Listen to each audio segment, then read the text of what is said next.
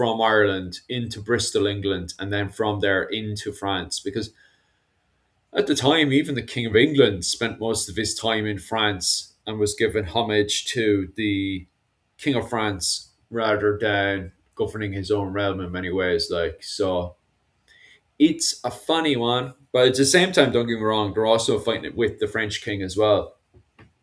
The old Baron Wars are kicking off left, right, and centre in this era between the various Anglo Norman and Frankish knights, basically. I'm beginning.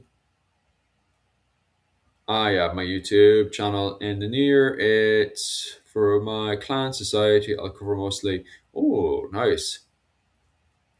Yeah, definitely keep me updated with that one, Caveman, and I will try to promote that where I can, obviously, especially the Viking reenactment side of things. Because I did that for a good few years with White Horse Vikings with Alex. So I was with Alex for a good few years doing that one for sure. Like, so I have no problems jumping in with you guys and promoting your work and stuff as well. Definitely want to, some stage, I'm not even sure when I bloody will go home next. I was thinking to myself to go home next, now, what was it called, this year, but I'm not sure. Everything over on my side is just up in the air, like, especially my wife's work and stuff. It's just, Jesus Christ, that company doesn't know if it's coming or going. So I have a lot of stuff right now just up in the air. So I don't even know if I'm coming back for, because I would literally love to break my back to head on over to Ireland for another old cattle raiding season and stuff. Especially get over to what was it called? The Slane show and stuff. I'd absolutely love to get over there for that one. Hey, just stopping by to say Merry Christmas. Merry Christmas to yourself. How are you keeping? All the men, Johnny. How's Johnny keeping? Any news with yourself, lad? Merry Christmas to yourself and Rachel. Aye, I'll make if Susan. Susan, if you're just popping in and out, I'll say that to Rachel later. That you came in for an old Happy Christmas. Hope you're doing well, Susan. Anyway. Hello, hello, hello. Merry Christmas. Actually, do you know what? I'll turn on the old chat from here so everyone can see the old chat. The comments should be popping in there now. Ah, there we go. But shit, it's a handy thing there, isn't it? Does that zoom up and down? No, it doesn't. Hello, happy Christmas to yourself. Hope, where is it? Hope. Yeah, it's going good. It started off quite well, Kevin, to be quite honest with you. I have to keep promoting it now. I think the plan is once I get back after Christmas and the New Year and stuff, I'm hearing funny sounds. It's not on my side anyway. Give us a second there, Kevin. Oh yeah, some notification. But anyway, I back to talking to you there, Kevin. It's going grand so far. I do have to promote it. It was Rachel. That's bloody. You've reminded me. Um, what was it called? Jesus, what was the link for that again? As actually, one second there. I'll quickly scan through this. Get that blaster link. You remind me. I was there, Kevin, for a while. I was thinking to myself, I've forgotten something. I'm sure I've forgotten something. I was there, even there, thinking to myself. And when you said it there, I was like, "Oh, the link. I forgot the link, didn't I?" One second. I'll quickly go through Rachel's messages and just take that link out. Shove it back in again. Where is it? Christ, myself and Rachel just had a conversation for ages on 13th century Scotland. All these stupid messages, which were grand at the time. And a whole lot of questions of me asking stupid stuff. Oh, there it is. You see, it's grand for me. I have more of the Gaelic side of it squared away. Yeah, it's on, what was it, $266 right now, Kevin, which is not bad for getting the foundations in. We can't do anything too mad right now. But when it comes down to it, I don't know if I could send it straight there. Do you know what I can do as well? I was thinking about just copy and pasting it there, Kevin. Just give us a second there, lads. And what I'll do actually, I'll do the old fashioned cut. I'll just cut it. Like I'll just cut the screen. This is what I've done a few times. All right. Oh, my voice. 1 second. I'll, oh, my voice is proper gone. Cut. Photo cut. No.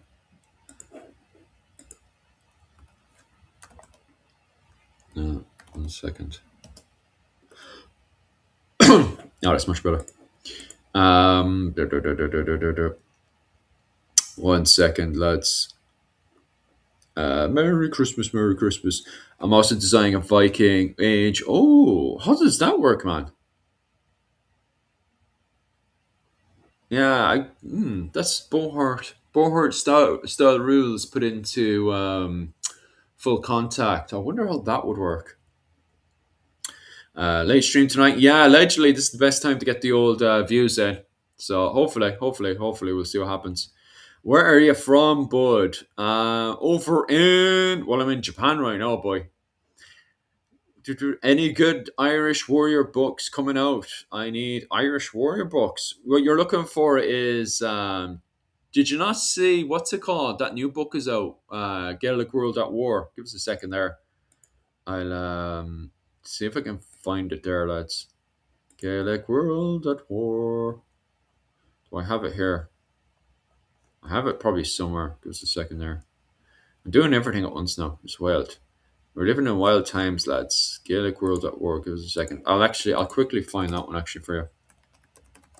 World at War. That book is only came out over Christmas. Like it's a new enough one. Like, but I need to get a hold of that book. I was gonna get it off the brother, but the brother hasn't. Trying to get things out to Japan is a pain and a half. I thought I'd be able to get the brother to bring it over, and this morning it's become way too hectic for the brother to try to get it over. So I'll see if I can find another means to get it over. The book. Where the hell did I put that book? Sorry, 1 second. Sorry about this. 1 second there. Oh yeah, I see where I put it. Right.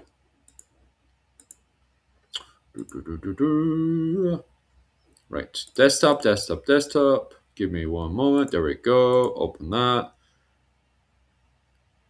There she is, right? That's the book that you want for Christmas. Gaelic World at War. Can we make that bigger? Yeah. The Gaelic World at War. That's the book you want for Christmas. That's only just straight out of the press. His previous book was the Gallo Glass. What was it? 1250 to 1603, was it? That was his old book. This is Fergus Cannon's new book. And that's only freshly out. That's quite exciting. I need to get the hold of that book and then see what of Kearns and Gallup because I'm getting the hard I am getting the hard book of Kearns and Gallo Glass over book. 1 second. Yeah, so Fergus Kelly's old book was Gallo Glass 1250 to 1600s, right? Which is Gaelic Mercenary Wars, but it's very outdated. That book is outdated. What you want now is the Gaelic World at War.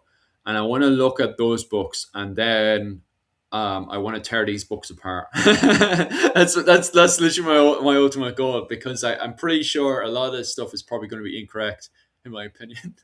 Don't want to sound bad or anything, but my ultimate goal is to tear all these books apart and then write my own book.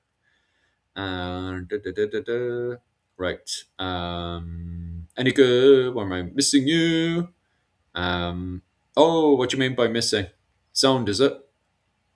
Or is it after we finish Braveheart weekend?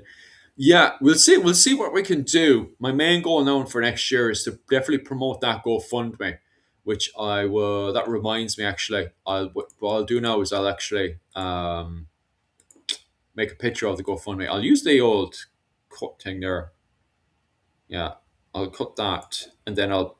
Oh, actually, do you know what? I'll do go again. Yeah, snipping tool. There we go, and then we'll do this. Right. And I will save that. Where's it going to save? Desktop, yeah. So we'll put that on the desktop, and then we'll open up another one, and then I can show you guys the GoFundMe page to go to.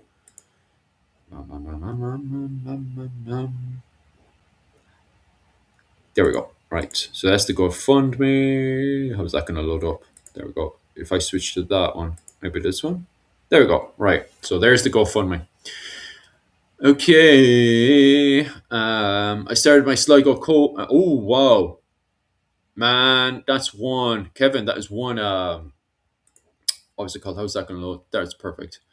Yeah, I'm after that one as well, man. I'd love to make that in the future as well, or try to get somebody to make it as well for me, because I think that outfit's absolutely amazing. To be honest with you, Yuki's bloody overstressed from this bloody Japanese work. I tell you something, don't go working in Japan, like Japan and Germany. And I think I think some of you guys were saying America's very bad right now for being milked in the workplace as well. But yeah, Japan is just like Jesus. Christmas Day, and oh, I won't even go into it. I'll probably get into trouble for bitching about Japan. But yeah, overstressed over bloody work, Susan. To be honest with you, like Jesus, the Gaelic World at War. I wonder is it any good. I haven't got a hold of it yet. I think Kevin in the chat has a hold of the Gaelic World at War. To be honest with you, man. But it's definitely it's a book you have to get regardless. If you're going into these conversations now, you need to get this one of Kearns and Gallowglass, which the hardbook back book is on my way. I've got bits of it saved on the computer stuff from what people have been sending over to me. But I'm getting the hardbook sent over to me now, and then I'm going to try to get a hold of this one. I need to get a hold of this one, and I need to get a hold of Dave Swift's book on the Gallowglass as well. Those are the books I need to get a hold of. When you're in Ireland next, and when you're going to Slane, I'll gift you some off my. Oh, you're a man. You're an absolute saint. Yeah, I'll see what I can do. I was planning to get over to what was it called, Ireland, for an old cattle raiding season this year. This year, and oh my god, like it's just I don't know. Right now here at Christmas, I'm just like up everything is up in the air right now. So I don't know what the crack is about getting home for this summer. But we'll see, we'll see. Because between the jigs and the rails now, my wife is really annoyed at her workplace.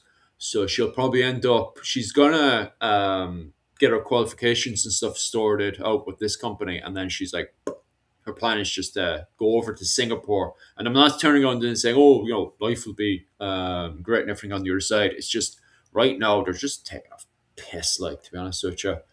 And she's getting sick of it. So she's looking to either jump over to Singapore, work hard over there, or jump over to Germany, one or the other. But you know yourself, like we'll see, we'll see. That might be a great event, Susan. What was Susan's other comment? Pop that back up there, and Merry Christmas.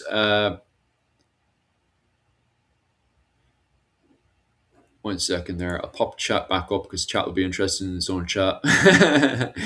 What's it called?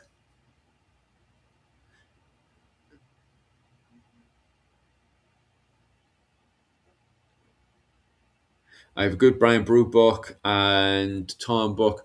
Yeah, Johnny, those books were so good back in 2015 when they were having all these big Viking events and stuff. Sean Duffy came up. Have you read Sean Duffy's book, Johnny? I read Sean Duffy's book on the Battle of Clontarf as well. Mm. From Australia. Love to pop over. Wayne's in the chat as well from Australia as well. Bum bum bum bum bum bum. Yeah. Well, we already have the Tomba Cooley, to be honest with you. Have you read the Tomba Cooley? I don't really want to do overtime. Oh, yeah. Well, it's not so much the overtime. We don't mind the overtime. It's bloody taking the piss because they were promising there was just a lot of politics happening in the back. But fucking taking the piss out of my wife for the sake of taking the piss out of my wife. That's what we're kind of bloody annoyed about. But yeah, dun, dun, dun. Have you any pictures of the Sligo? 1 second there. I can get you the bind to. Actually, I'm sure I have tons of it saved because Rachel sent me this quote over like 1,000 times. Um, what was it called? Jim. There she is. This is the actual find itself. What I love about it is the old pants. Pants are absolutely amazing. I'll let you have a good gawk at that while I go through the comments there, Jim. I'd like to get us really, yeah. It's always good to get the old grind up and done. Like, I wish this showed more Irish with the heater shields during the 14th and 15th century. It's also causing a lot of arguments right now. Some people are denying that the Irish even had heater shields in this period. What was it called? Rachel's in the chat. Okay. Bum, bum, Yeah. I'll pop up Yeah. the original one actually. There we go, Rachel. Yeah. Good morning. Merry Christmas, everyone. Bum, bum, bum. Merry Christmas. Are you purposefully showing the lives via live chat? Yeah, because everybody wants Oh, to okay. see everybody's comments because everyone was getting Oh, confused. So I was just like, I'll oh. just shove that on. And then people were asking about bits and bobs. So I also have the GoFundMe on. And what else do I have on? I have the Gaelic World at War, because people were asking about books over Christmas. And then I have the old Sligo quote as well, because people were asking about that one. Oh, what were the questions about the Sligo coat? Just what it looked like. Jim O'Neill. Oh. Course, Jim O'Neill. Yeah, Jim O'Neill was asking about it because Kevin's Oh. making his own right now. Oh, yeah. So Mm. that I just like to reemphasize for everyone who is unaware that is actually a controversial garment because Really? fashion historians debate whether it dates to the 15th century or the 17th century Mm. or somewhere in between because no one has bothered to actually carbon date it. You know, that would be the responsible thing to do as a museum. Looking at you, Ireland. um, would be to just carbon date this damn thing Mm. and at least get a potential date of inception of the fabric, even if the garment wasn't necessarily made at the same time as the fabric. But no one's Mm. done that. Yeah. So it looks a hell of a lot like that Irish bard in the Scotochronicon, Yeah, it right? does. It really does. It just and it looks very similar to other garments we see depicted on 15th century Irishmen. So, Mm. but on the other hand, there's some the look also kind of looks like a 17th century coat as well, Mm. COAT, not COTE. Mm. So, you know, there's a lot of debate, but I mean, for my money, the thing really looks much more 14th or 15th century than 17th century. So, Mm. you Mm. know, Mm. anyone who is replicating that garment, just know that you might run into like one fashion historian in the world who is aware of it and might debate your your dating of it. Mm. The only problem I have, Johnny, with that one, the what was it, Brian Boru and the 1014 Battle for Ireland, is it's really super outdated. The newest one that Sean Duffy has out is a much better book because it takes it more from the actual interpretation. You know, the it's more grounded. That one, that's I think that was the 80s. That one came out, and let me quickly have it there. I think it's two versions of it, but I'm sure that one came out in. I'm looking at the newer version, but I'm sure that one came out in the 80s. And it kind of because it was set, that book came out like during the Troubles and stuff. So it's got more kind of political motivation in there compared to Sean Duffy that came out around I think it was 2014ish. Sean Duffy's one. Let me look up Sean Duffy's one. I mean, that Um, is that is that is generally the problem with history books. Problem, yeah. it's maybe it's the wrong word, but you know, books, history books that Mm, were written even just 10 years ago aren't don't necessarily reflect the state of knowledge yeah. And of course, as you just mentioned, you have to consider the era in which the book was composed, because historians are humans and we are not immune Mm, from bias of our own geopolitical world, from the bias of our own psychology and mm. emotional mindset, not to mention our own moral code Yeah. and worldviews. So, that's why whenever someone quotes me something from another historian's book, Mm. nearly always my first question is, and what is the primary source on which that is based? Yeah, yeah, yeah, for sure. The a better book to get is Brian Boru and the Battle of Clontarf, and that came out 2013. So that book came out in 2013. It's a much better book. I do have to go back over it again because because Sean Duffy, I don't know why, for a man that's very much based in Dublin, he's very kind of anti-Dublinish. He's very much a Brian Boru man, and he doesn't. I feel like Sean Duffy really doesn't trust Citric Silkenbeard and his overseas connections, and like he even made stuff, various comments, which I'm like in a realm of okay, how would that be possible? Like he claims, I don't know. I'd have to ask Sean Duffy like how he why he thinks that, but he claims that he thinks that Citric Silkenbeard could have pushed out and taken the kingship of Ireland, and I just can't see how that's possible in the long term campaigns and stuff. Like if he had won Battle of Clontarf against the, what was it called, Brian Boru, the Emperor of the Gael, how he then would have pushed out from that and then, gone over against the likes of the Kennel Owen and stuff and taken that kingship. And then there's a thing of like him being accepted within the Native Irish, the Gaelic society, because although Citric at this point was, quote unquote, an Irish Viking, a Hiberno Scandinavian, and went between both the Gaelic world and the international world as well, the Viking world as they call it. I don't think he would have been accepted as a High King, especially what was it when the Enail had pretty much defined what kingship was for so long.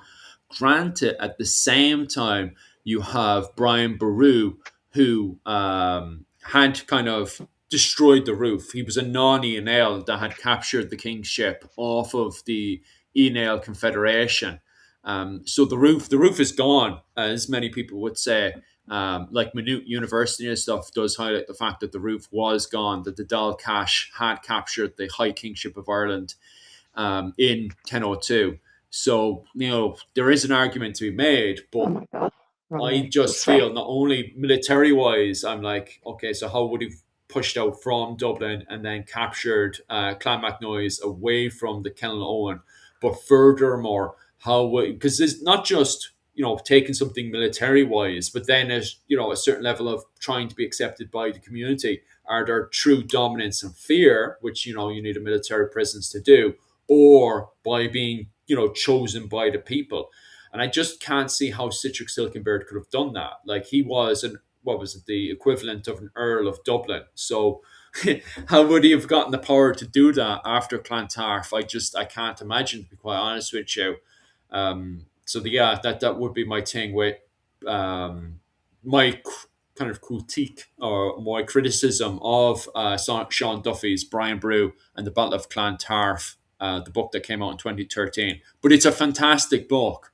There's a lot of things that I disagree with when it comes down to Sean Duffy, but there's a reason why Sean Duffy's a professor in Trinity College, because when it comes down to making his argument, it's so historically sound, it's very difficult to go against it.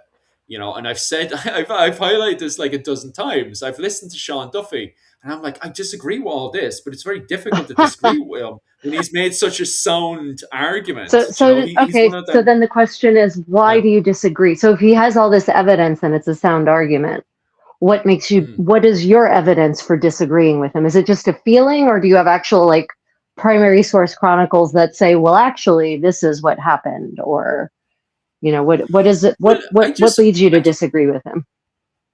Well, when it comes down to that that argument, I think it feels like common sense. Like, how the hell would Sean, what was it called, Citric Silkenbeard, be able to march to Clontarf to get himself crowned King of Ireland, get accepted as King of Ireland? But at the same time, because Sean Duffy is so good with his words and he's got the evidence to support his argument, it is also at the same time very difficult to go against his argument. Like, there's a very, very, very, very good reason why he's professor to Trinity College in Dublin. Like, Uh, and I do have to warn people, if people do plan to ever like speak against Sean Duffy, be warned. There's like, when you even listen to him, there's endless amount of times I've listened to him on and he has no problems. He rocks up for like dozens of podcasts to defend his argument, and every single time someone makes a sound counter argument against him, somehow he's because and the reason for it, Rachel, he do, unlike me, when I make an argument, I run. You even can tell the way I run off, and then you're constantly trying to get me with a leash, trying to okay, so what's your evidence for this argument? Sean Duffy never runs away. It sounds like I make it out that he runs away, but he's actually not running away. He always keeps things insanely basic. I mean, super basic. He's very kind of conservative, old fashioned. Do you know what I mean? As in, he keeps everything kind of stuck to the old way. Do you know? That you want to kind of pull it into the new generation. But the reason why he keeps it so sound and keeps everything very conservative and old is because he wants that solid argument. And he does that every single time. And it does turn into a thing of, okay, so the person who's making the argument against Sean Duffy is the person that's running away with very little evidence compared to Sean Duffy that has a very strong foundation when he makes an argument. yes, yeah, I'm an evidence based. I'm very big on evidence. And this is why I always like to present arguments in the positive rather than the negative. One, rhetorically, you cannot argue a negative. It's impossible, logically. You can't say someone didn't do something. What you do instead is you say, this is what they did, and here's the evidence for what they did, which implies that they couldn't have done this other thing. But, from the perspective of pure logic and the rules of logic, you can't actually prove a negative. You can only provide evidence for the inverse side of whatever that argument is. So I'm a big proponent of show me the evidence. I don't care about your feelings. Yeah. That's it. Like, that is it. I occasionally I too fall into the trap of I just feel this is the way it would have been. But usually I only care about feelings if there's nothing either way. Like there's no evidence for a practice, but based on based on my own experience, then I feel this would have been the way they did it. If there's no other evidence, then you have to fall back on experience and feelings and that really subjective perspective. But if there's evidence, my feeling is always we should believe the evidence first and our feelings second. Yeah. Jumping over to Kevin there and what Kevin said, there's a whole load of other stuff that was added into the conversation there. So I do apologize for anybody I missed out there, but I just want to pop over to what Kevin elaborated on, which is my question to Sean Duffy would be, okay, so he becomes king, which is Citric Silkenbeard, the king of Dublin. Then what? And that's exactly what I was thinking when he made that argument. So I do want, it would be great. And that was during a podcast. He had said that Citric Silkbeard would push out and become King of Ireland, and I don't feel that is the case. I just feel like Citric Silkenbeard was fighting to keep the old king group system, where Brian Boru was pushing for more Charlemagne ideas. Now the problem is like, okay, so what's my argument that Brian Boru was pushing for more Charlemagne ideas in Ireland? And as of right now, because I am very limited in my research, especially against Sean Duffy, who is one of the main professors of medieval in Trinity University in Dublin, which is, one of the main universities in Ireland, not just in Ireland, but in the world, especially for Irish medieval studies, is the fact that with my limited knowledge, I am fully aware that in the book of, the Annals of Ulster, Brian Boru declares himself Emperor of the Gael. He also, over in Ross, in Kerry, also had a very Charlemagne education. Now, on saying that, was it Dr. Owen O'Neill has turned around recently and said that there's a massive lack of evidence that Brian Brew even had an education. Like, where does it actually say Brian Brew had this Charlemagne education? Like, this seems to have fallen into the realm of folklore when it comes down to Brian Brew having this education. But at the same time, I even would counter argument, have a counter argument to that again. And also, but even with that other argument of did Brian Brew have an education or not, there's also the whole thing of why Brian Brew was pushing for what is it called, unifying Ireland in the first place. Why did he push out and capture all of these settlements and bring them all into one? Men of Ireland. That declaring himself Emperor of the Gael. It's very Charlemagne of him. Right. Okay, so I'd like to turn the conversation more towards things I can talk about too. Medieval Christmas practices, crafting, and that sort of thing. This isn't supposed to be an Irish history live stream. At least not purely Irish history. Not yet, anyway. Right. So we were talking about books that people would recommend for Christmas. This is a book I can recommend for any of you out there looking to actually try hands-on medieval crafts that I will be working on today in our live stream. I'll be doing some what we modernly call finger loop braiding, but in the Middle Ages was referred to in English as lace making. And so this is a book called Take Five Bows Departed, which is not mirrored. It is not mirrored. Take Five Bows Departed, which is a 15th century finger loop braiding manual that is a reconstruction of an extant manual, two extant manuals from the 15th century manuscripts. And there's about 41 different braids in here. That way you would call them braids. They were just called laces in 15th century English. I would like to emphasize this is the origin of lace making. As what you all think of as bobbin lace, this is where it came from, with your fingers, not with bobbins. So if you are looking for a good book to add to your medieval crafting collection and give you some hands-on medieval activities you can try, even over the holidays, Take Five Bows Departed. They have a website. I recommend buying the book from their website rather than Amazon, because Amazon is an evil empire that's destroying the fabric of civilization. Yes. And Amazon takes a big cut off of the top, whereas if you go to their website, they get much more of the proceeds from the book sales. So Take Five Bows Departed for the win. And today I'm going to start off working on a lace of a chevron lace, which I meant to grab an example. Basically, it's a long band that has chevrons in alternating colors, red and green, in reflection of modern Christmas colors. But I'd like to emphasize that we actually have no evidence that medieval Christmas colors, that there were medieval Christmas colors, or that red and green were those colors. I don't, Philip, is there any evidence of Christmas colors in any part or any time of medieval Ireland? Have you ever read anything like that? Christmas colors. I think they were arguing about this as well this morning. Remember, we were talking about the main arguments that are popping up, one of which is the Christmas log. The Christmas tree seems to be a huge argument right now with the theologians. But of course, with that argument as well is coming about what color did Saint Nicholas have? What color was representing Saint Nicholas on the theologian argument? I think from none. Really? I think one person. I mean, if you look at medieval depictions of Saint Nicholas, he's not depicted in any particular set of colors. It's not like you can look. You could never identify Saint Nicholas, at least in any of the art in which I've seen him, based on the colors that he has. Yeah. You have to look for the signs of his miracles.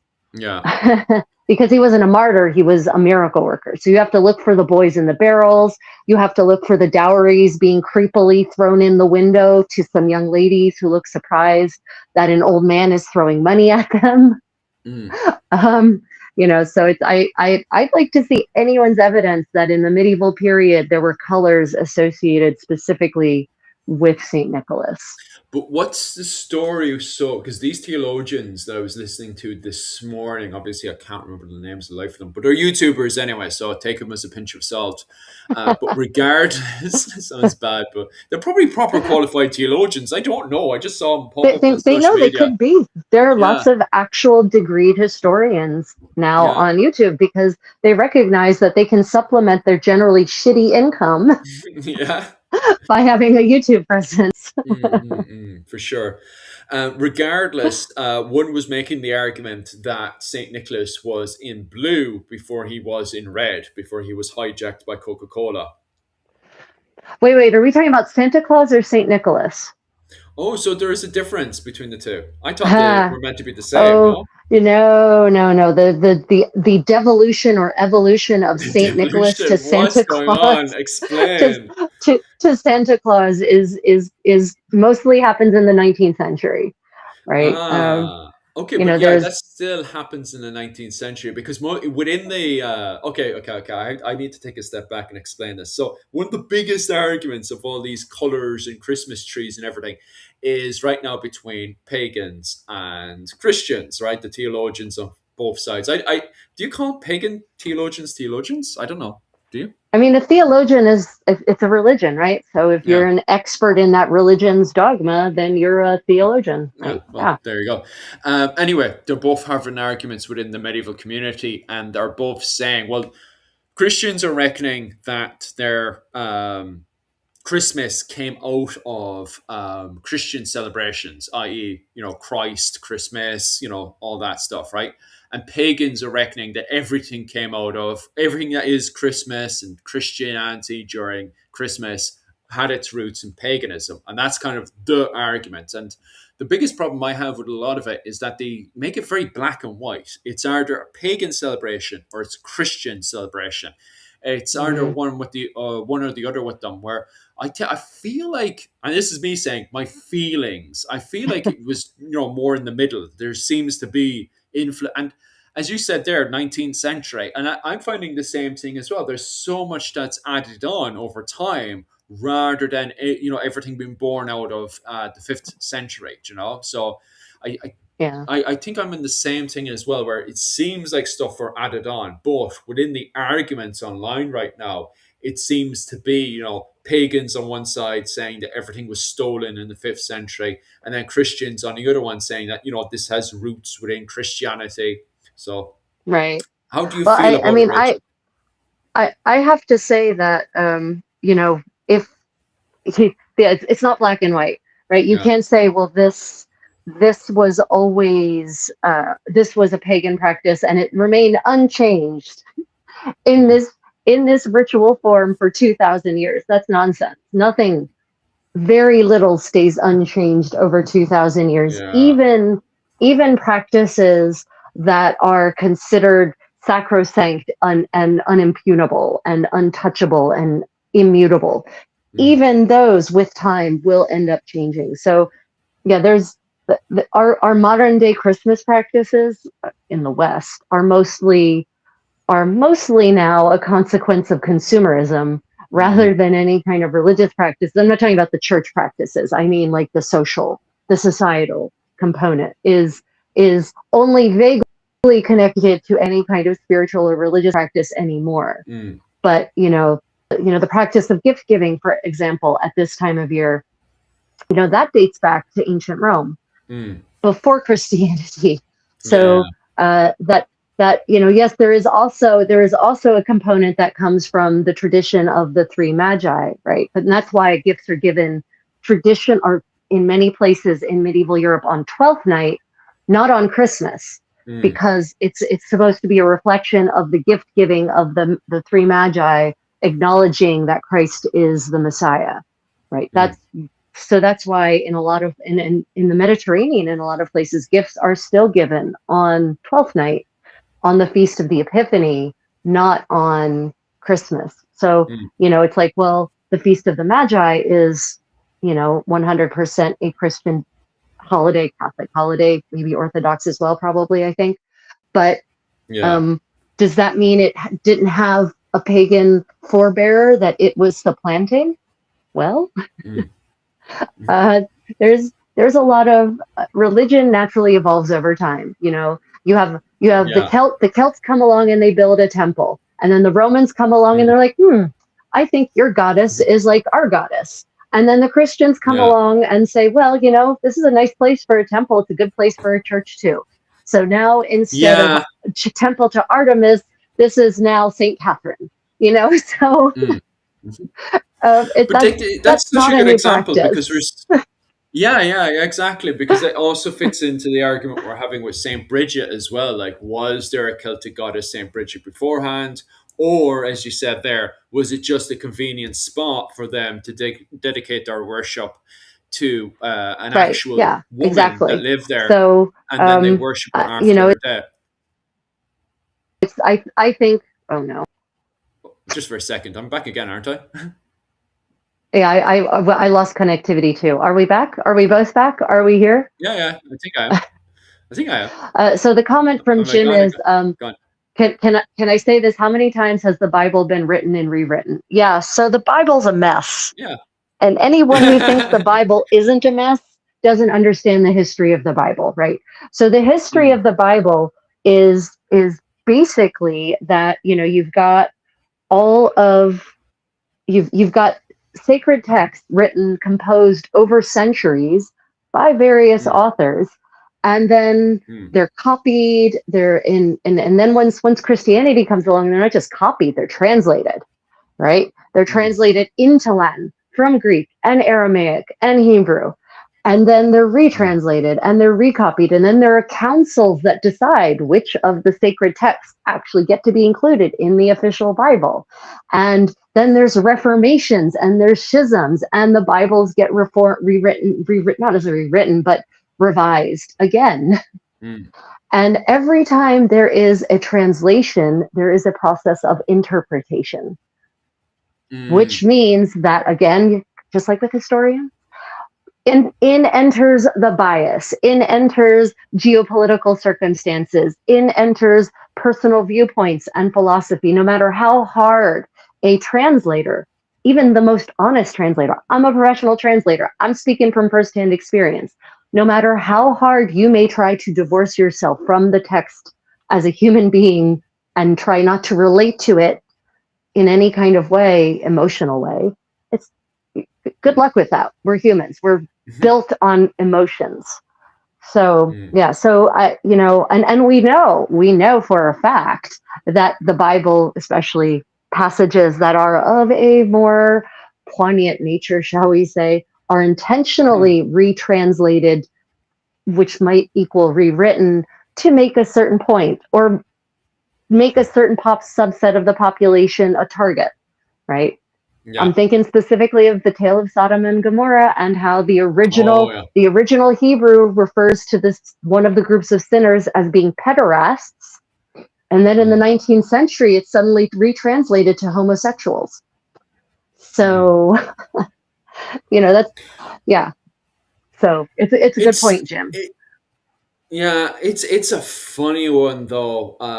The way that and it does it depends on the era when it's translated and stuff. Because when did you say that translation from pedo to homosexual was? 19th century is the earliest Oh, I can track it to. Anyway, is happens in the that's 19th interesting. century. Yeah.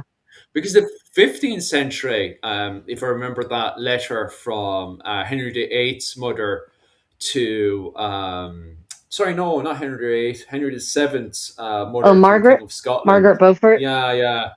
It seems to me that there seems to be a lack of understanding of when exactly, a man and a woman should be Oh well, legally no. getting at it and I mean stuff. that there's other reasons that various societies have outlawed or immoralized homosexuality. It doesn't have to be Mm, because of the Sodom and Gomorrah story, right? yeah, There's yeah. other non-biblical reasons. Mm, There's other mm, reasons that people can decide. Well, this is biblically founded, but then when you ask them where it's biblically founded, they can't actually point to it. But they'll still say, "But it's still yeah, immoral." Right? So yeah, yeah, Margaret Beaufort was a very pious woman, and yeah, yeah, she was very conservative in a lot of ways. And yeah.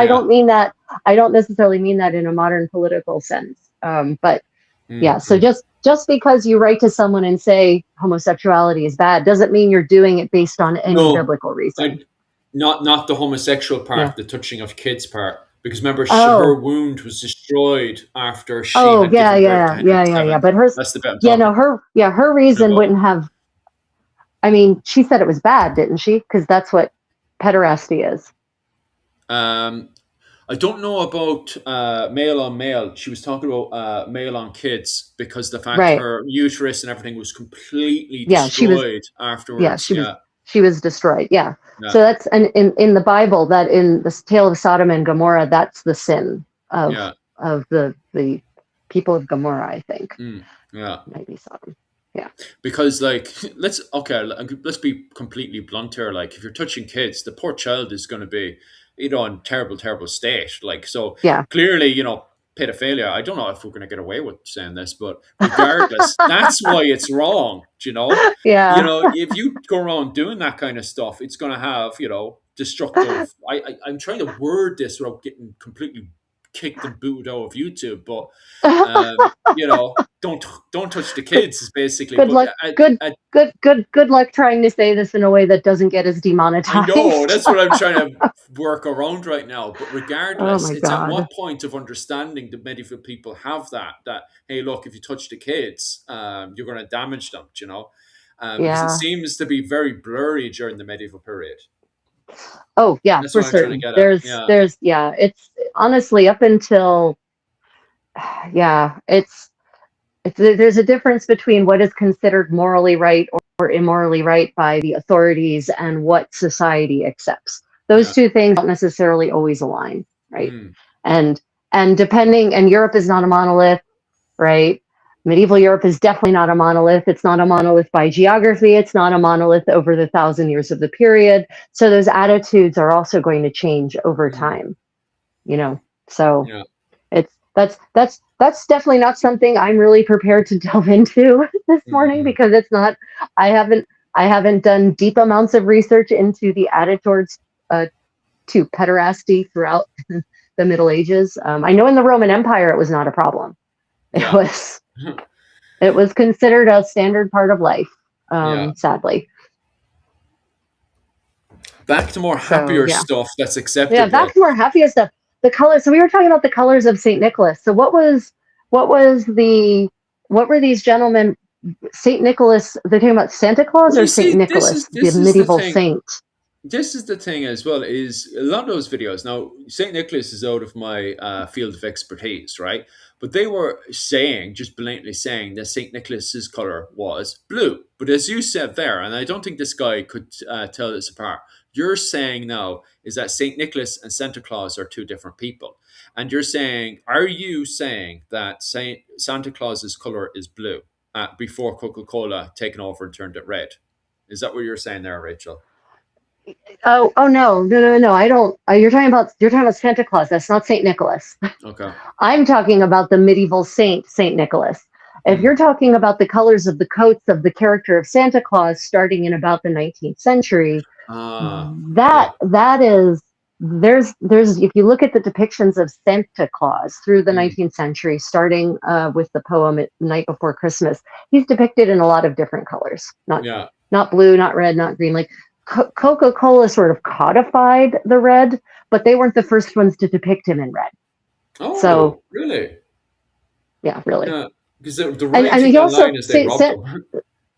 right. No, Santa Claus also grows as the Yeah. 19th century goes on. He starts off as an elf, right? He's in The Night Before Christmas. He's discussed as being an elf, and he's No a little way. elf. Yeah, he's described as a little elf, and he's depicted that way too. If you look at the original illustrations of that poem, the night before Christmas. He's a Yeah. little guy. That's how No he gets way. down a chimney. He's little, Ah. right? Victorian chimneys are not known for being giant. Mm. So he's a little elf. He can fit through the chimney. That's why Mm. when everyone talks about how can Santa Claus fit through the chimney? Well, if you shrink him to his original size, it was no problem. So Oh, right. Now I right, understand. and then for whatever reason, as the decades wear on in the 19th century, the illustrators start depicting him larger and larger and larger until he's a full-size human man, if Mm. not a little bit bigger then.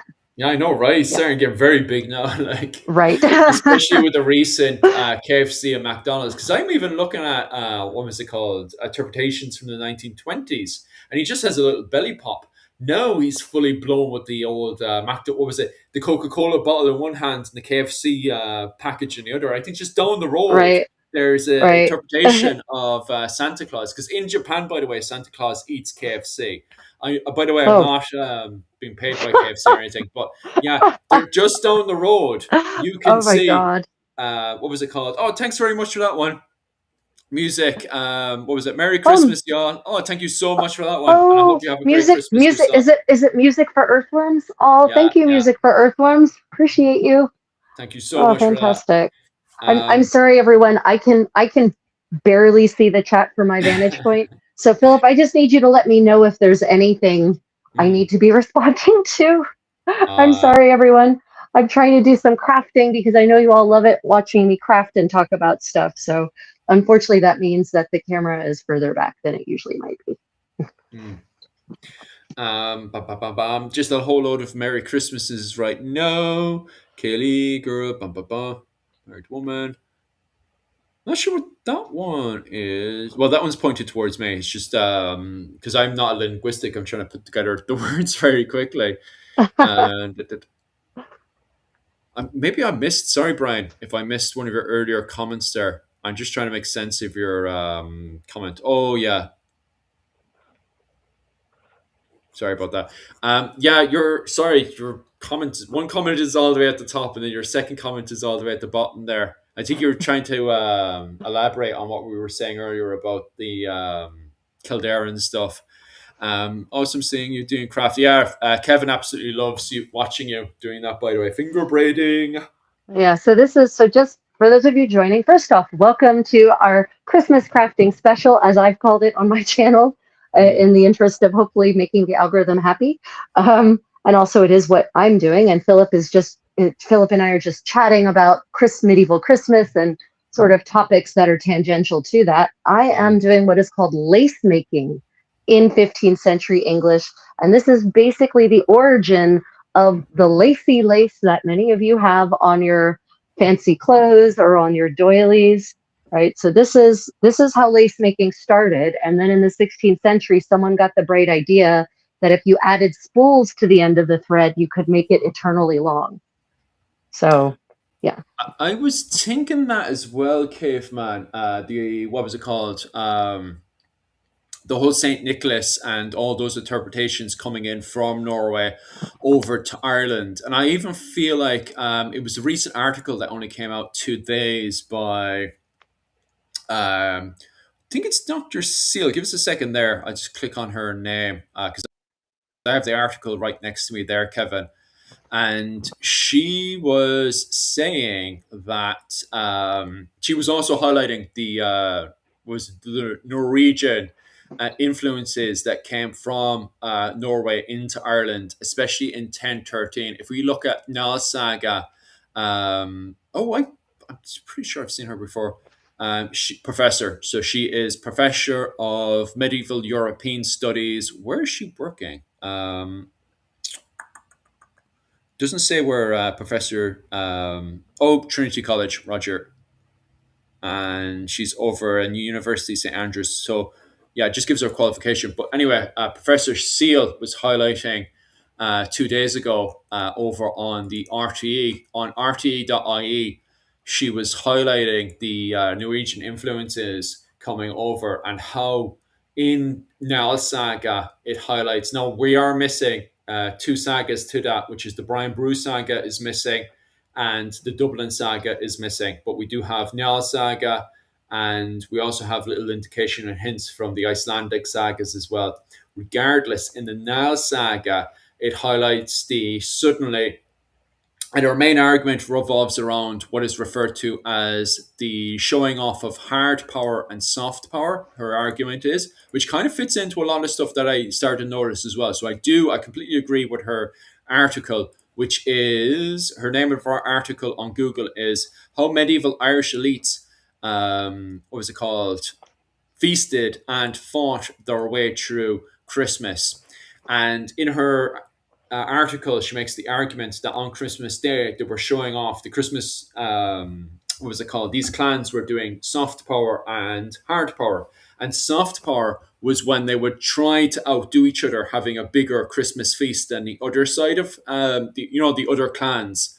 So, for example, you'd have Clan O'Brien up in Barathi Castle in the 15th century, trying to outdo the other clans, trying to have as big as possible as the feast to show, hey, look, our clan is better than your clan. And then on the flip side, you would have across a way over in, what was it called?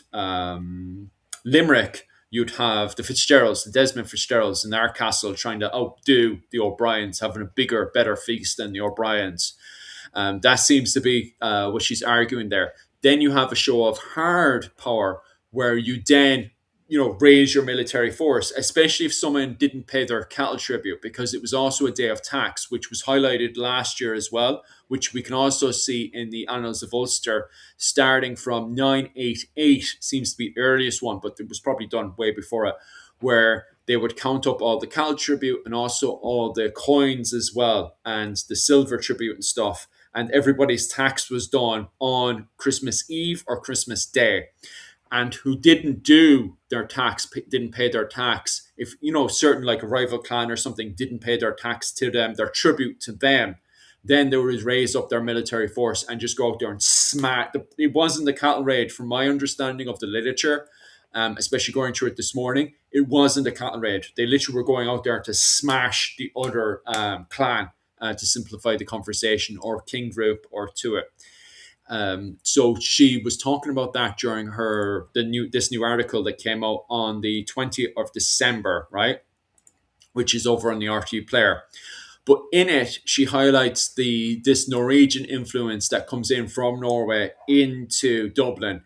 And there, I was doing further reading into that as well with the Nal Saga, and there it highlights the burning of the log, if I'm not wrong. Oh, the Yule log, the Yule log, the Yule log. That's the one. Yeah, the Yule log. Yeah. That's the one. So the Yule log is really interesting because I thought I understood how it was set up, but I learned this morning that I didn't.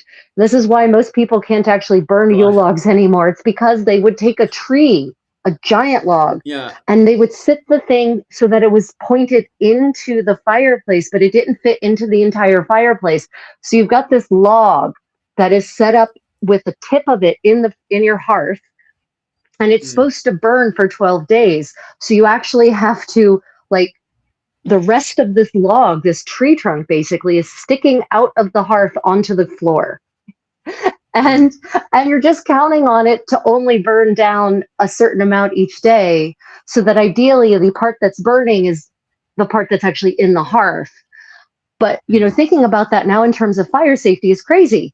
It's like, I'm just going to stick this tree into my fireplace, and I'm going to hope that it only burns until the edge of the hearth, and that it doesn't just keep burning when people are drunk enough. Oh, and also Christmas is a party, right? Christmas is a crazy 12 days of drunken revelry. And so you've got to hope that there's at least one person sober enough to keep an eye on this thing. Yeah, I was just thinking that as well. Because according to the History Squad, there was somebody in charge of watching that. Right. Because they were planning on, maybe you'll correct me on this one, but they were planning on cutting it. From my understanding of what the History Squad was saying last year and this morning, my this morning was probably his last night on Christmas Eve, because he goes between Canada and England. So I'm assuming he's in England right now, the History Squad on YouTube. But I think he was saying something about cutting up. Maybe I heard it wrong, but he was saying after Christmas Day, they would cut it up, and then they'll be able to see exactly how much they'll be able to cut up to be able to rationalize it for the rest of the, what was it called? The days that were left. I think there was 9 days left after Christmas Day. There's 11 days left after Christmas Day. Was there 11 days? Yeah. Well, after Christmas Day, there's 10 days left after Christmas Day. Yeah. But still, it's like, what? And let's hope that we cut these chunks down. It's the practices I saw implied that they just kind of kept scooting it in as it burnt down. Okay. It's like, wow, okay, that's okay. Good for You? Yeah, And, yeah. and then people ask Because me, why did castles catch on fire so often? No idea. It's a mystery. yeah, I know, right? The world will never know. Because like yeah, because like Dublin, so Dublin, once the what was it called, the Scandinavians set up Dublin and stuff, and then they start to celebrate the burning of the Yule tree. That tradition never disappears from medieval Dublin. Like that stays all the way up to the 15th century, because then after the what was it called, the Vikings are pushed out or whatever, then you have the coming in of the Normans. They're celebrating the Yule log as well, aren't they? Yeah, I mean, so the Yule log is a tradition that actually the Florence also has a Yule log, which is Oh, unexpected. really? Yeah, I Hmm. suspect their Yule log is based in Roman practice, though. Uh, I Oh, don't. right. That's I'm fascinating. pretty certain that the Scandinavians did not bring the Yule log to Florence. There is Mhm. very little no evidence of connection between the Norse first millennium Norse world and the city that was Florence at that time. But yeah, Yeah, that's yeah, very true. it's. But yeah, I mean the English have a Yule log, right? The I don't know about the Normans. I expect they do because the Normans are always the exception to everything about France, right? Mm. Well, the thing about the Normans is they would have had the Yule log because of their connection in Normandy, Yeah. because it was a main Viking I mean, it port. was So they had, Hrolf the Ganger yeah, was a Norseman, right? That's where the word mm, Normand comes from, Northman. yeah, So yeah. yeah. Because the thing is, in 1013, as Professor Seal highlights, is that she highlights in her paper, is that in 1013, Citric Silkenbeard is trying to show off that Dublin is the capital of the world. In the Icelandic saga, highlights that as well, is that Dublin at that point is trying to show off that it is the capital of the world. And so Citric Silkenberg, both internationally, wants to bring in more traders into Dublin. So he's not just trying to outdo every single quote unquote clan in Ireland. He's also trying to outdo every single port in the West. And Normandy is heavily connected into those. Like Normandy was a huge ally to Dublin at the time. Probably not later on, like, but at this specific time of 1013, Normandy was one of their biggest allies because and I think one of the other academics over in Gone Medieval had highlighted this during the podcast. I can't remember his name now. I do apologize for that.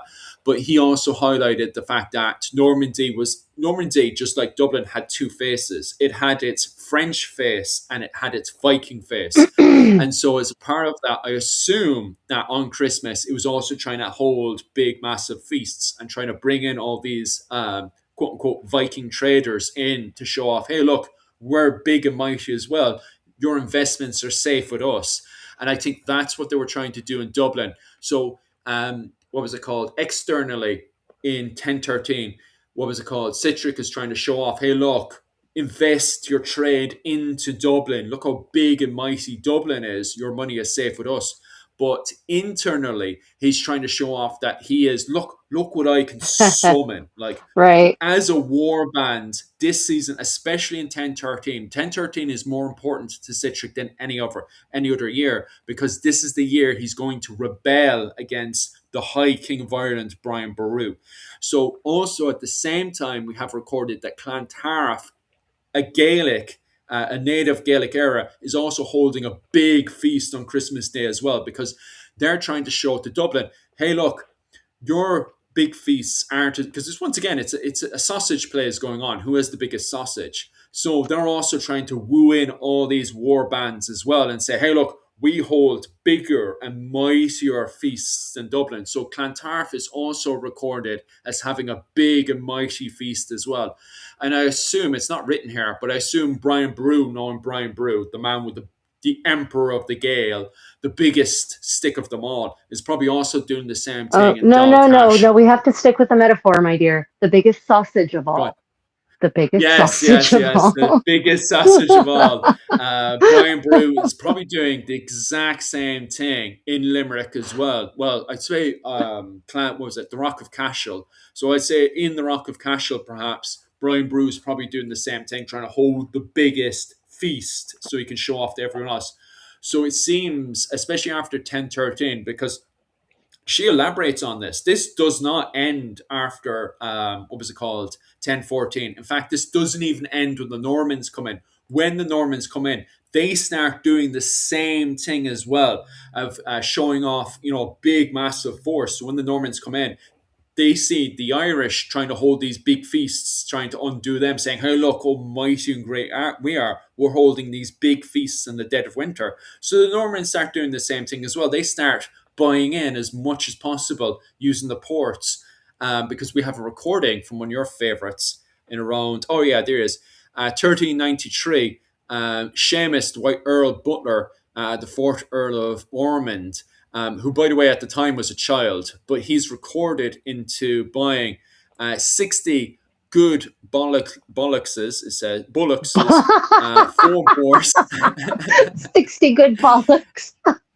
oh, aye, 80 large pigs, and 60 small pigs is recorded in New Ross in 1393, just going into Nice. Christmas.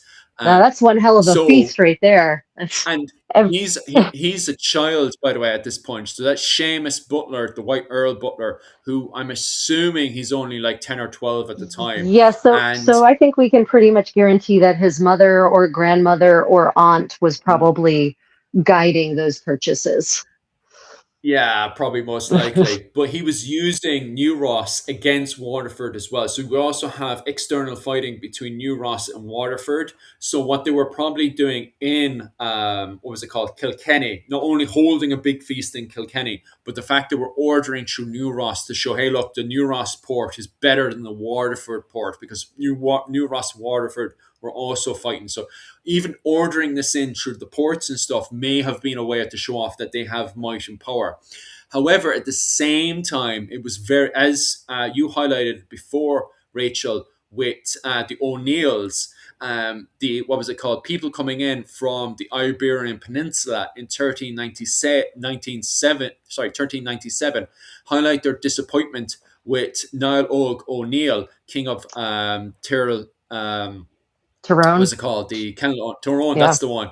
Highlight their disappointment of the lack of bread and wine, Yeah. which, if you looking at the same time, but in fairness, the problem is with the O'Neills in that year is the fact that oh my god, is the fact that they're at war with Carrickfergus, that whole Carrickfergus, the English, they're basically at war with the English, and they at this point as well, this is also the point where Richard II has invaded into Ireland as well. So what was it called? The O'Neills are fighting the English, but they're also fighting the King of England at the time. So it could explain why there's massive lacking of fancy food and bread. Well, even bread is lacking. Like, so, Yeah, it really goes to show how crippled the yeah, O'Neills that were. really says something. Bread is a serious staple in the medieval diet. So if they're Yeah, lacking in bread sufficiently that a Spaniard is complaining about it, yeah, you've got yeah, it. Well, I mean, the lack of wine, that's kind of obvious. Ireland is kind of at the end of the wine trade. It's not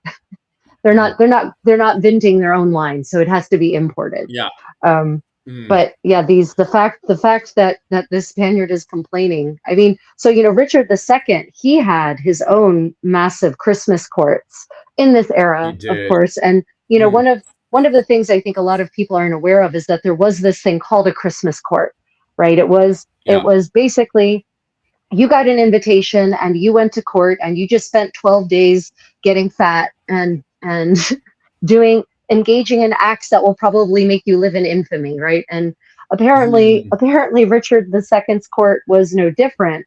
In fact, they would also, and this sounds like a great thing to do together, they would have deeds of arms, and they mm. would they would get injured, and apparently there were frequently deaths at the Christmas deeds of arms in the English court. Jesus. One of them in was it 1382 or 1384? There was an earl who died of a jousting wound because he took a lance to the groin. Jesus. Yeah, it's like That's not a good way to die. not I a good remember way it to was the die. Yeah, I remember the lads, the German lads who specialize in the German martial arts on YouTube. I cannot remember the name of him for the life of him, and I should do because he's quite famous at this point. Was highlighting the one of the techniques you could do is actually try to get the knives and stuff into the groin area and cut those. what's it called? The oh my god, what's it called again? The oh my Femoral god, the femoral name. artery. That's the one. Yeah, that's the one. You know it too well there, Yeah. Rachel.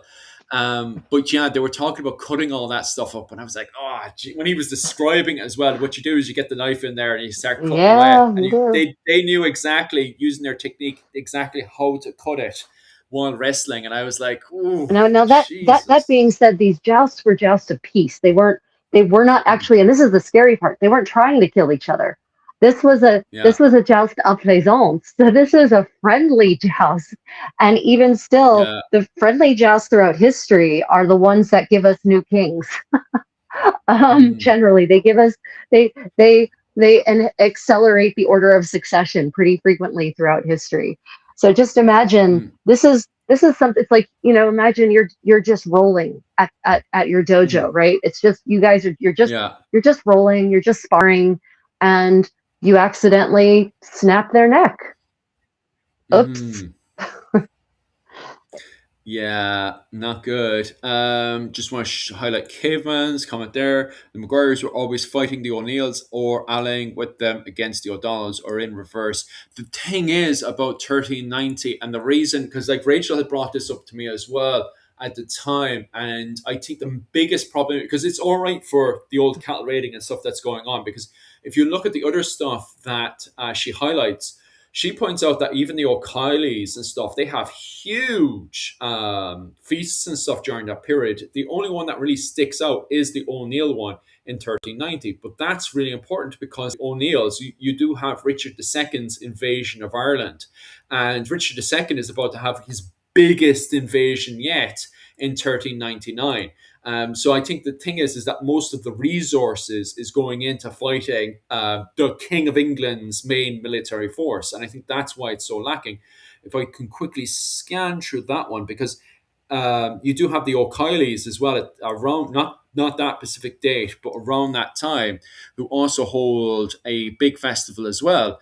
And everybody highlights how much of a huge success it was. So I do think that the O'Neill one is quite unique in the fact of not only, as Rachel has pointed out before, the clothing that's described in it, because the O'Neills are described as very poor, they're poorly dressed. I Yeah, they're poorly don't think, dressed. yeah, Yeah.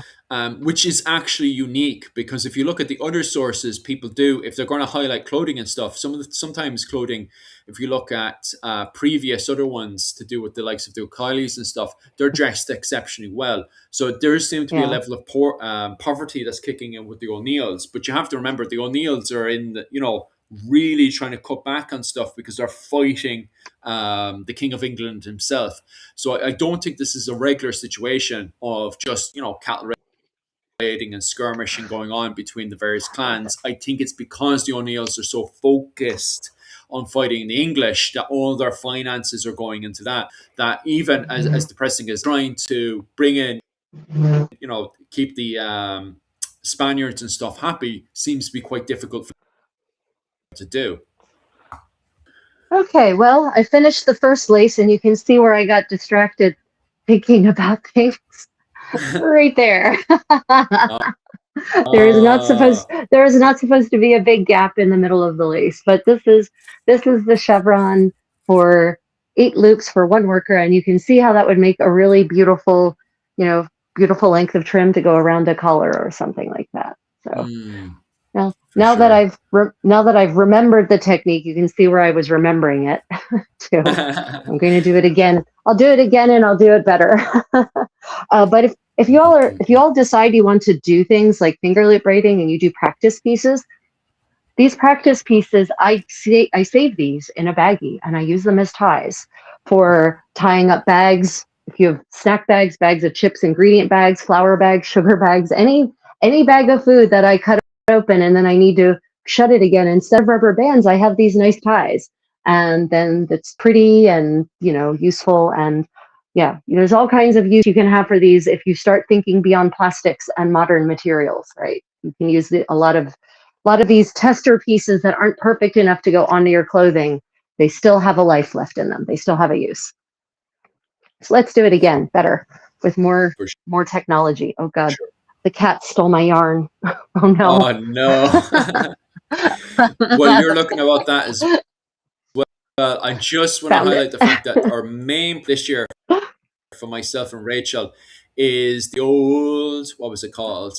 Recreate a 15th century Irish ensemble. I'm basically trying to research. I'm trying to do more. I think Rachel, you've done majority of all the research. To be honest with you, even the stuff that I've put forward, you quickly, took it apart and went, okay, this is where this is going, this is where that's going, so on and so forth. So Rachel has actually done the majority of the research work on it so far on this, but we got so much more work to do on it. It's mostly clothing that's based on Seamus MacTiamad's, who was the 8th Earl of Desmond, his outfit around 1473. So we're trying to make an outfit for Seamus MacTiamad, who was Earl of Desmond at the time during the Wars of the Roses in Ireland during the 15th century. He basically was, a lot of those Desmond Fitzgeralds at the time were referred to as kings all but name by the Tudors because they had captured the title of Lord Deputy of Ireland and basically had taken full control of the Irish Parliament away from the English, which is very, very interesting.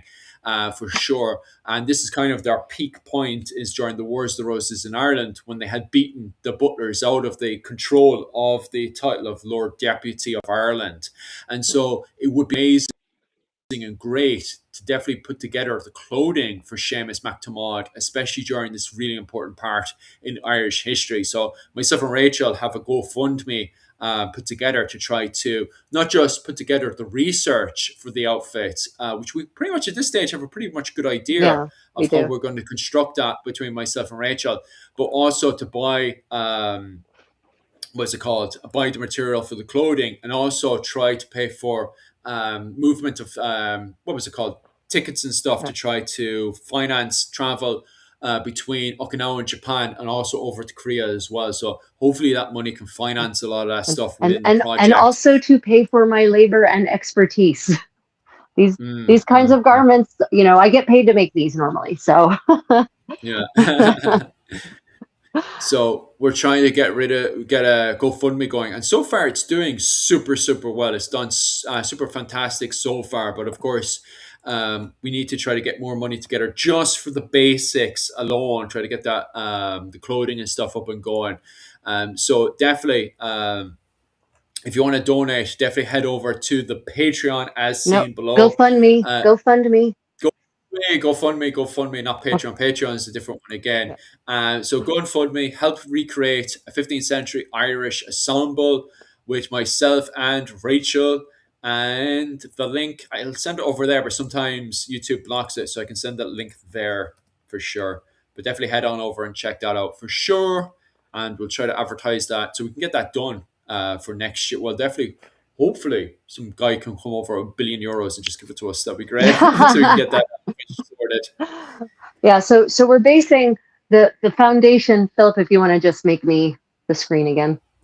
Bigger Yeah, again. There you there we go. go. Basically, the foundation, the foundation of this is going to be. We don't know yet. I'm still hoping I'll find some kind of expense account or something. We don't know yet Mm. exactly how, the Yeah. the So eighth Earl of Desmond would have actually dressed, but we have some mm. ideas based on chronicles referencing other people of a similar. What are you doing? Get rid I'm of. gonna fix it so you can highlight the thing. Give us a second. I'll fix it here. There we go. One Right. second. So we don't we don't That's we what I don't we wanted. have no portraits, right? We have no portraits that have survived of him, unfortunately. But we have Mm. depictions of other high-ranking Irish noblemen from the 15th century. We have wills of other well-heeled, high-ranking Irishmen of the 15th century. We have extant textiles. We have statuary, right? So we're going to use all of those resources to put together what I would call a conjectural ensemble because we don't know what he wore. Unfortunately, I have not yet found any actual expense accounts or inventories or letters from that household specifically. But part of this research is I'm hoping that we will eventually find such documents because my favorite documents for recreating historical garments are expense accounts and inventories. Mm. They're the most unbiased, most reliable documents for what people actually wore. So here's hoping that our Earl actually left something like that behind, that there are household records or household accounts or something. So Philip is Mm. going to be working on that part of it, while I work on the actual garments themselves. And we're going to be starting from the skin out. We're going to start with the smock, the lena, and then we'll move on to a doublet, and that's what many of you might call the inar, and then we'll move on to an overgarment of a suitably fantastic type, which in French would have been called a houppelande. I haven't really found a word for this, the outer layer of garment in Irish that we see in a lot of 15th century art. Mm. And it could be that they didn't use an Irish word for it. It could be that they used a loaner word, Okay. right? When you import a fashion from another country, very often the word that is used for that fashion comes with it. So yeah, Mm. but we're hoping. So this will be a conjectural ensemble. I want to be very clear. We have no grave clothes, as far as I know, of this particular knight. We have no actual depictions of him. Maybe Mm. there might, I don't know, he might have an effigy of him in his armor, but that's not useful for us. So Yeah, yeah, that's very true. so yeah, it will be conjectural, but it will be founded on lots of primary source evidence from 15th century Ireland. Yeah. Mm, for sure. Katessa Philip, after the GoFundMe is over, would it be possible to donate for the research notes as a write up? Uh, yeah. Wait, are you talking about as a tax write-up? Uh, I don't know. Maybe. Mm. Oh wait. Oh no, they're about a write-up, not a write-off. Sorry. Yes. Okay. Yes. So we will be doing. Yes, that is correct. We will be doing after we're done, or maybe we'll run it alongside. If you specifically want to fund a write-up of the research, yes, we will do a separate GoFundMe for that, because that will be a separate expense, because research write-ups like that take a lot of time. And especially Mm. if you want us to do a video about the making of the garments and the history of the garments, like a proper vlog, we'll probably run a separate GoFundMe for that. Because yeah, if people are willing to pay to write it up, because it will take, yeah, research write-ups like that, they're not easy. They take a lot of time and they take a lot of effort. Normally scholars have universities paying for that, or they have research grants and that kind of thing, but there is no money for that for this particular project. So yeah, we will do a separate GoFundMe for a write up. Mm. Or here's the other thing: the goal for the actual goal for the cost of making all of these layers and the materials and all of that. That's going to be about $2,400, I think, is what I Mm. estimated. If we make money beyond that, and we make enough money beyond that in this fundraiser, then I'll apply that towards writing up the research and creating a video for it. Because basically, the writing up the research is the same as creating a video, because the research I write up becomes the script for the video, basically. So yeah. So if we go beyond the amount that would cover my expenses and the materials, right? Then that will be applied towards a project vlog write up plus a project vlog video. Yeah, Mm. we Mm. will be we will be absolutely documenting this as we go along. So Mm. Mm. For sure.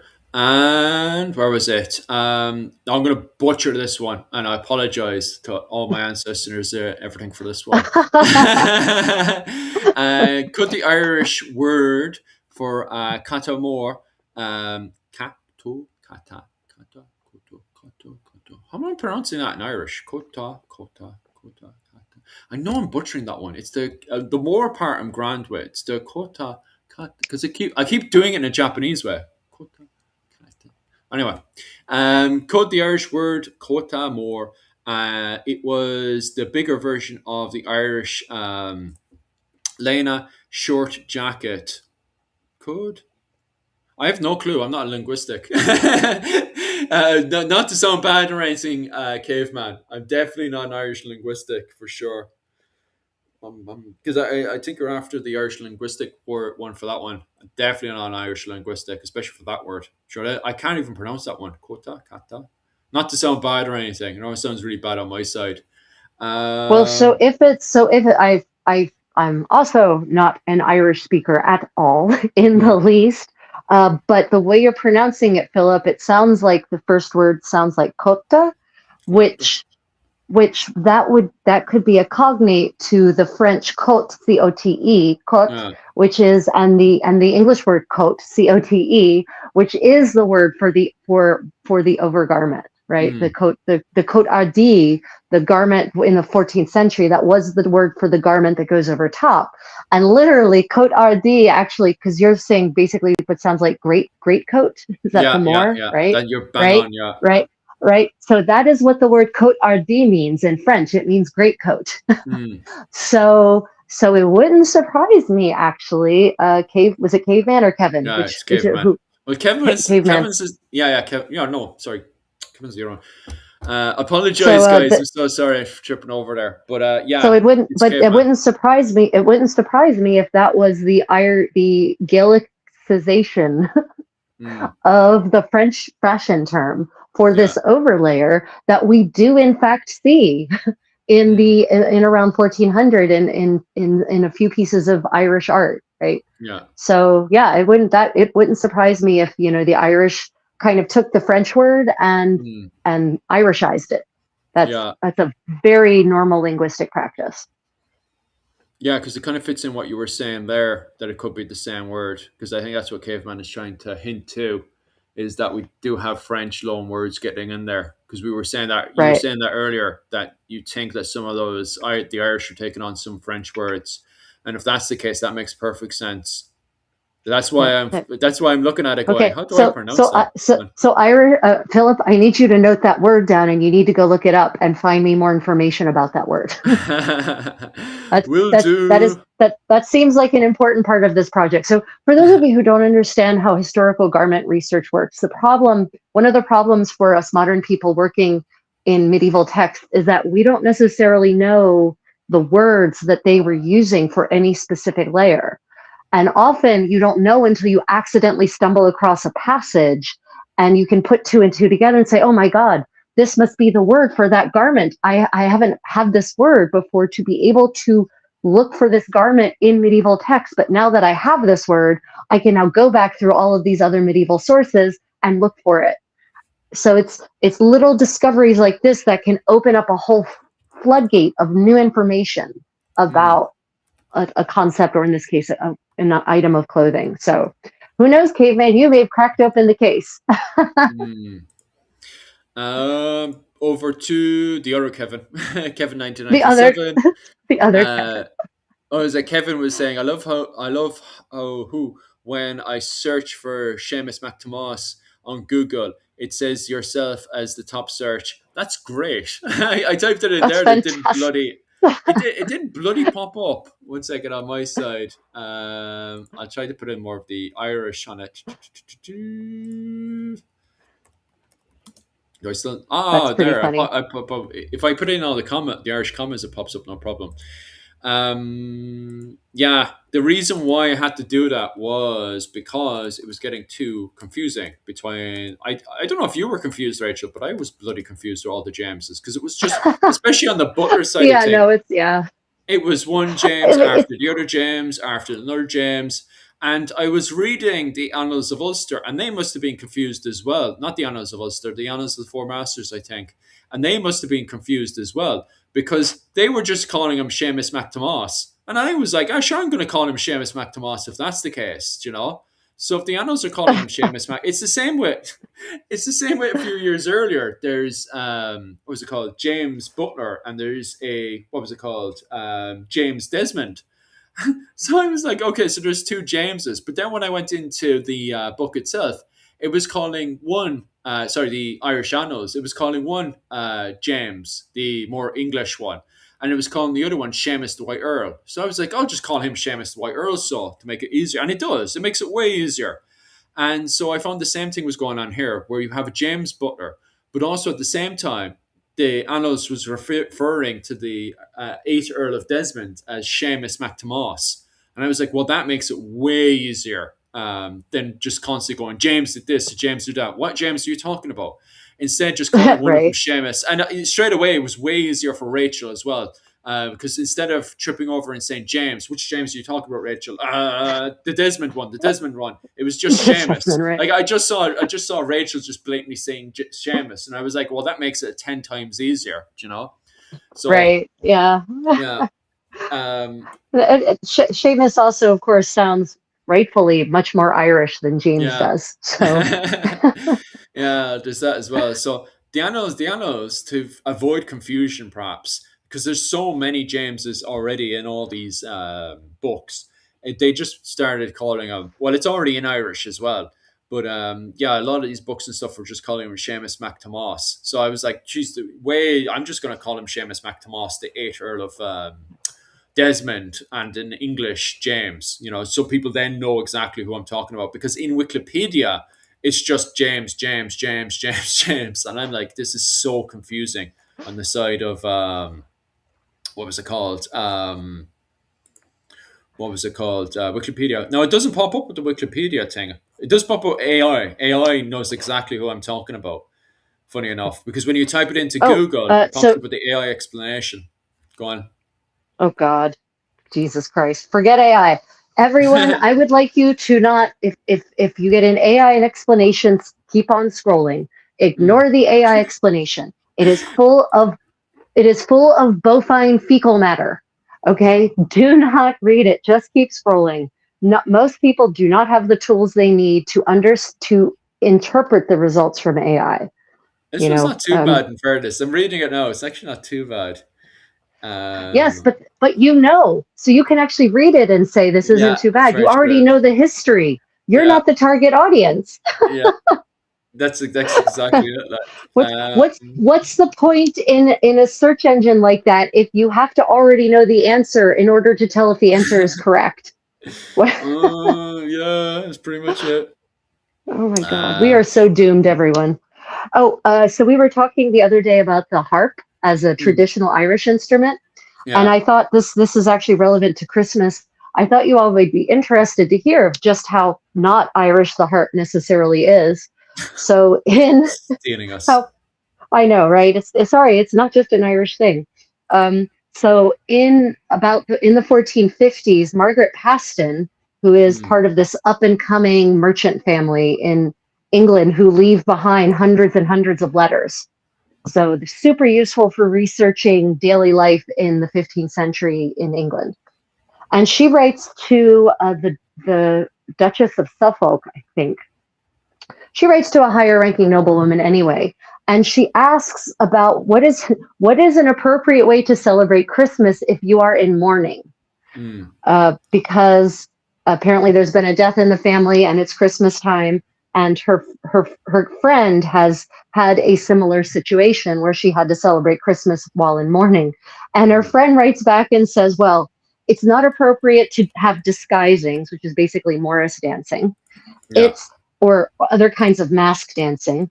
It's not appropriate to dance. It's not appropriate to have any luting, Mm, luting, so no playing of the lute and no harping. So mm, apparently if you are in a period of mourning at Christmas, you are not supposed to be playing the harp.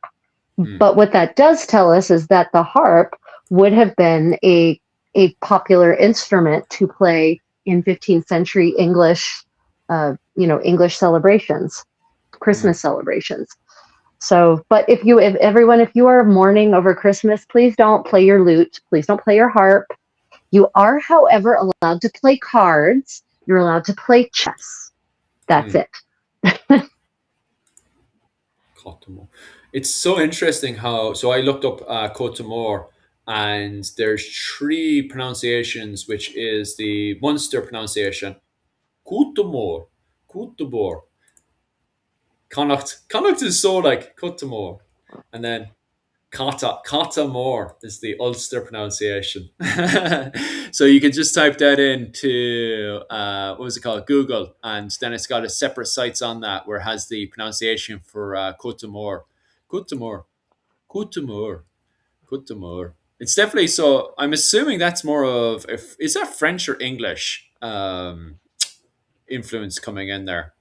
Well, the word coat is French originally, but the English started using the word coat back in the 13th century because Mm. ding, ding, ding, they were influenced by they were still, French was still the language of the court, right? Yeah. So, so that language, that's where the word coat, modern English comes from as well. Mm, So mm. it's ultimately French, but whether it came to Ireland via France or via England is anyone's guess. Yeah. Well, anyone's guess at this point. Surely there is probably some linguistic, Irish linguist scholar who has maybe delved into it more I deeply. need.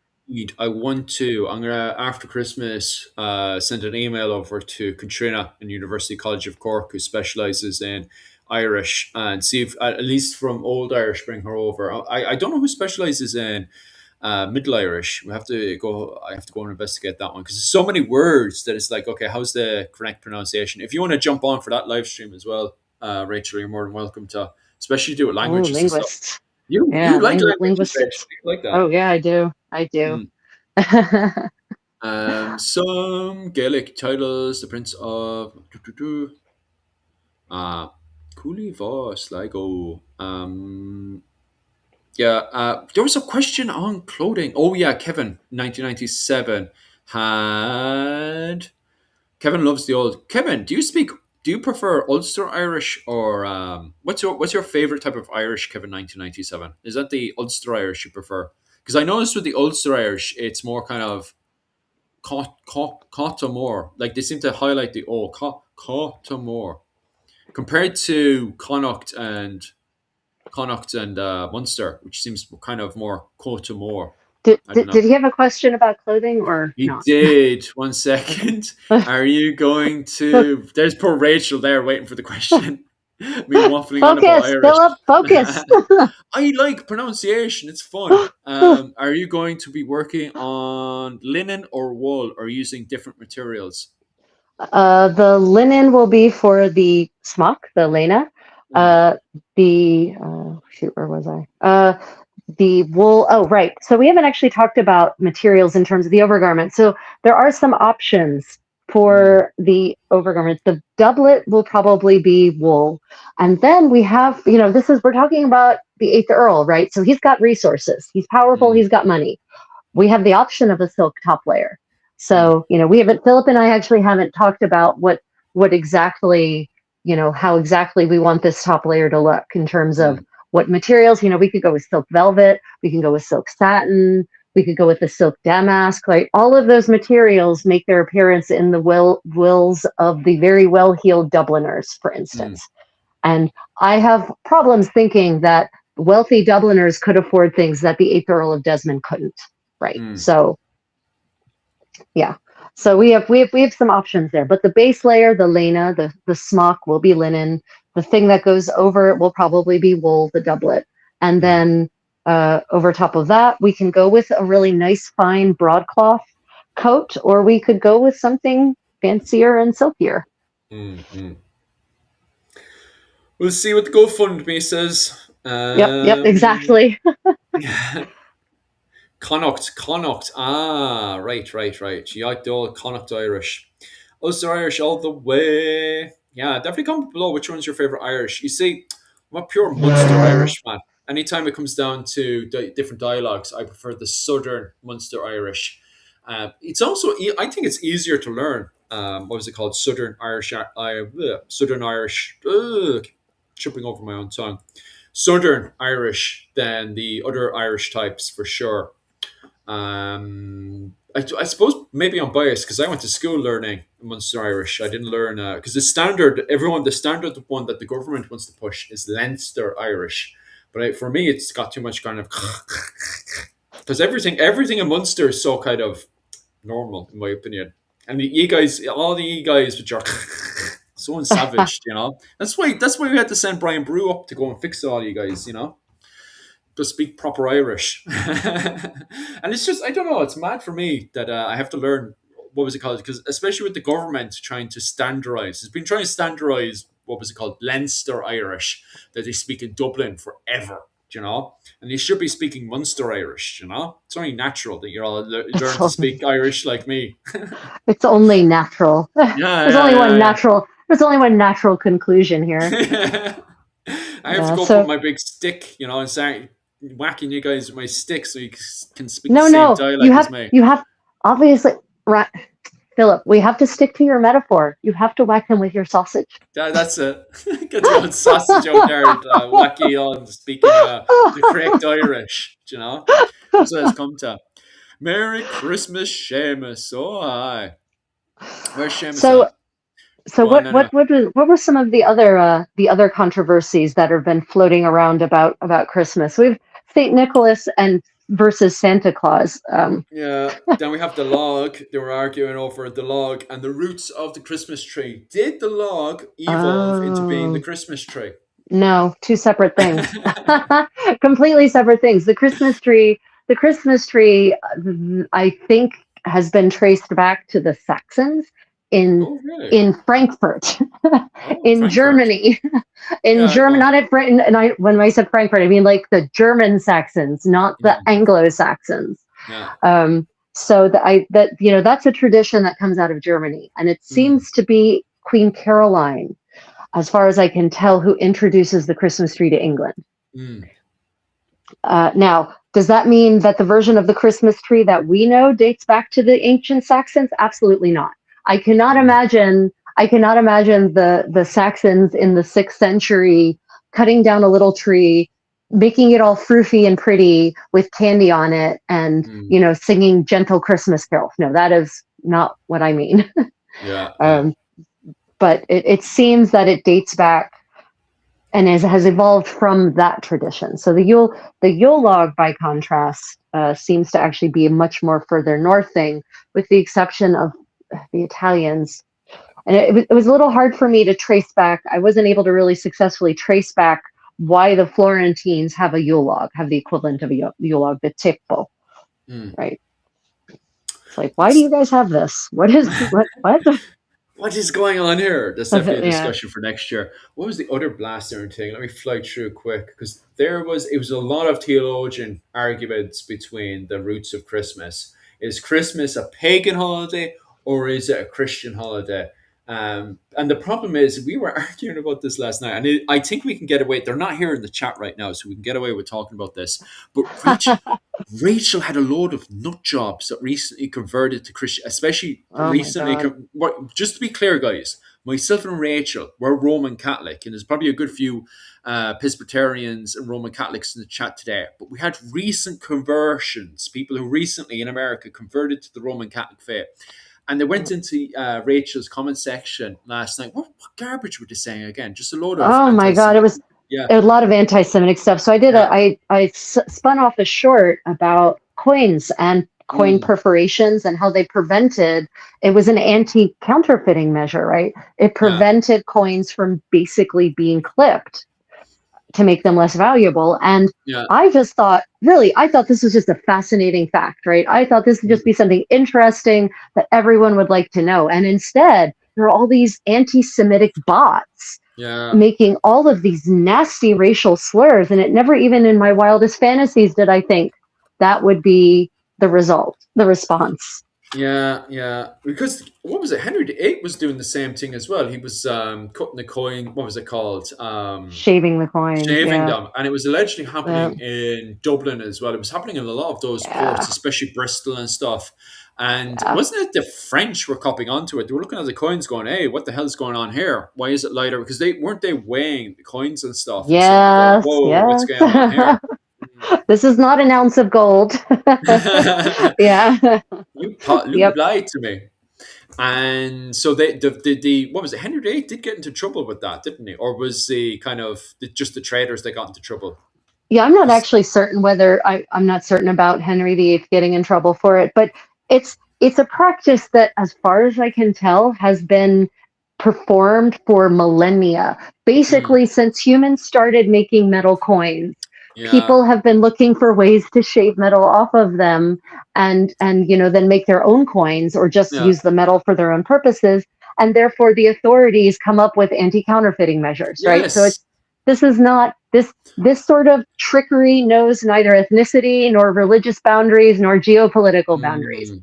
Because the thing is, the Jews were never really in Ireland, and yet the reason why the traders in Dublin never got rid of it was because it was happening. It must have happened at least once a year, where counterfeiters would come up trying to, because they had the Walian scales. They would always, even when they switched to coins, would still have the Walian scales there and use different tricks with the coins to see if this was real or not. So the fact that they were using various different tricks on the coins and putting the coins onto the Walian scale shows that even after the Viking Age in Ireland, there were still people trying to go into the trading ports of Dublin to try to scam them. So no, it's not just the thing of one particular group trying to scam. Everybody was trying to scam Dublin, and I don't get me wrong. You do have a Jewish Welsh family that lives in Wales, that are going between Dublin and Wales. But to be honest with you, I don't know anyone in Dublin. If they did, they would have been booted out of Dublin and not allowed in again. So the fact that they weren't doing it, but there were other groups doing it. So Yeah, it's isolating one everyone. group It's is a bit it's not silly. a Yeah, yeah. yeah, it is very It's silly. not a secret Jewish plot. It's Yeah, ridiculous. So um, yeah. So which brings us to the topic of the debate over whether Christmas is pagan or Christian. Yeah, Um, so that brings us back around, because it's the same people who are making that argument are making, and these people right. only recently converted over. What was it called? They recently converted, especially over to the Roman Catholic faith. So they're literally on top of myself and Rachel in a lot of these topics and stuff, and they're very radical. And the stuff they're saying is basically that, what was it? It's for they themselves. It's very much like Christianity is a Roman, or at least a Christian holiday, and that's that. But then you have people disagreeing with it. But instead of saying, finding a halfway point, because I was listening to them this morning, it's very much like, no, what was it? Christmas is a pagan festival that you've stolen from us. So people online, very, very radical on both sides. Like, Oh yeah. Whereas the truth is in the middle. The I feel like it is, to be honest with you. it's people, literally anyone in the northern hemisphere, far enough above the equator where sunshine changes based on the Mm, season. All of those peoples have developed over the eons a celebration of the time when the sun starts getting brighter again, yeah. right? And that's what this is. That's why we're celebrating things in December in the northern hemisphere, Mm, is because of that. mm, And so what happens is when a new religion comes along, it very wisely says, well, we need our own celebrations because that's how we make the intangible tangible. Check. yeah. Why don't we just, this time of year is a time of year during which celebrations have historically always happened. We should just do it right about now, right? Because Yeah. Yeah. that just makes so much sense. But that doesn't mean that the actual celebration itself is celebrating the same thing that in this case, the ancient Roman Saturnalia, for instance, Mm, was celebrating. It's, mm, obviously celebrating the birth of Christ is not the same thing as celebrating the turning of the sun. yeah. Sonnenwende, as they say in German.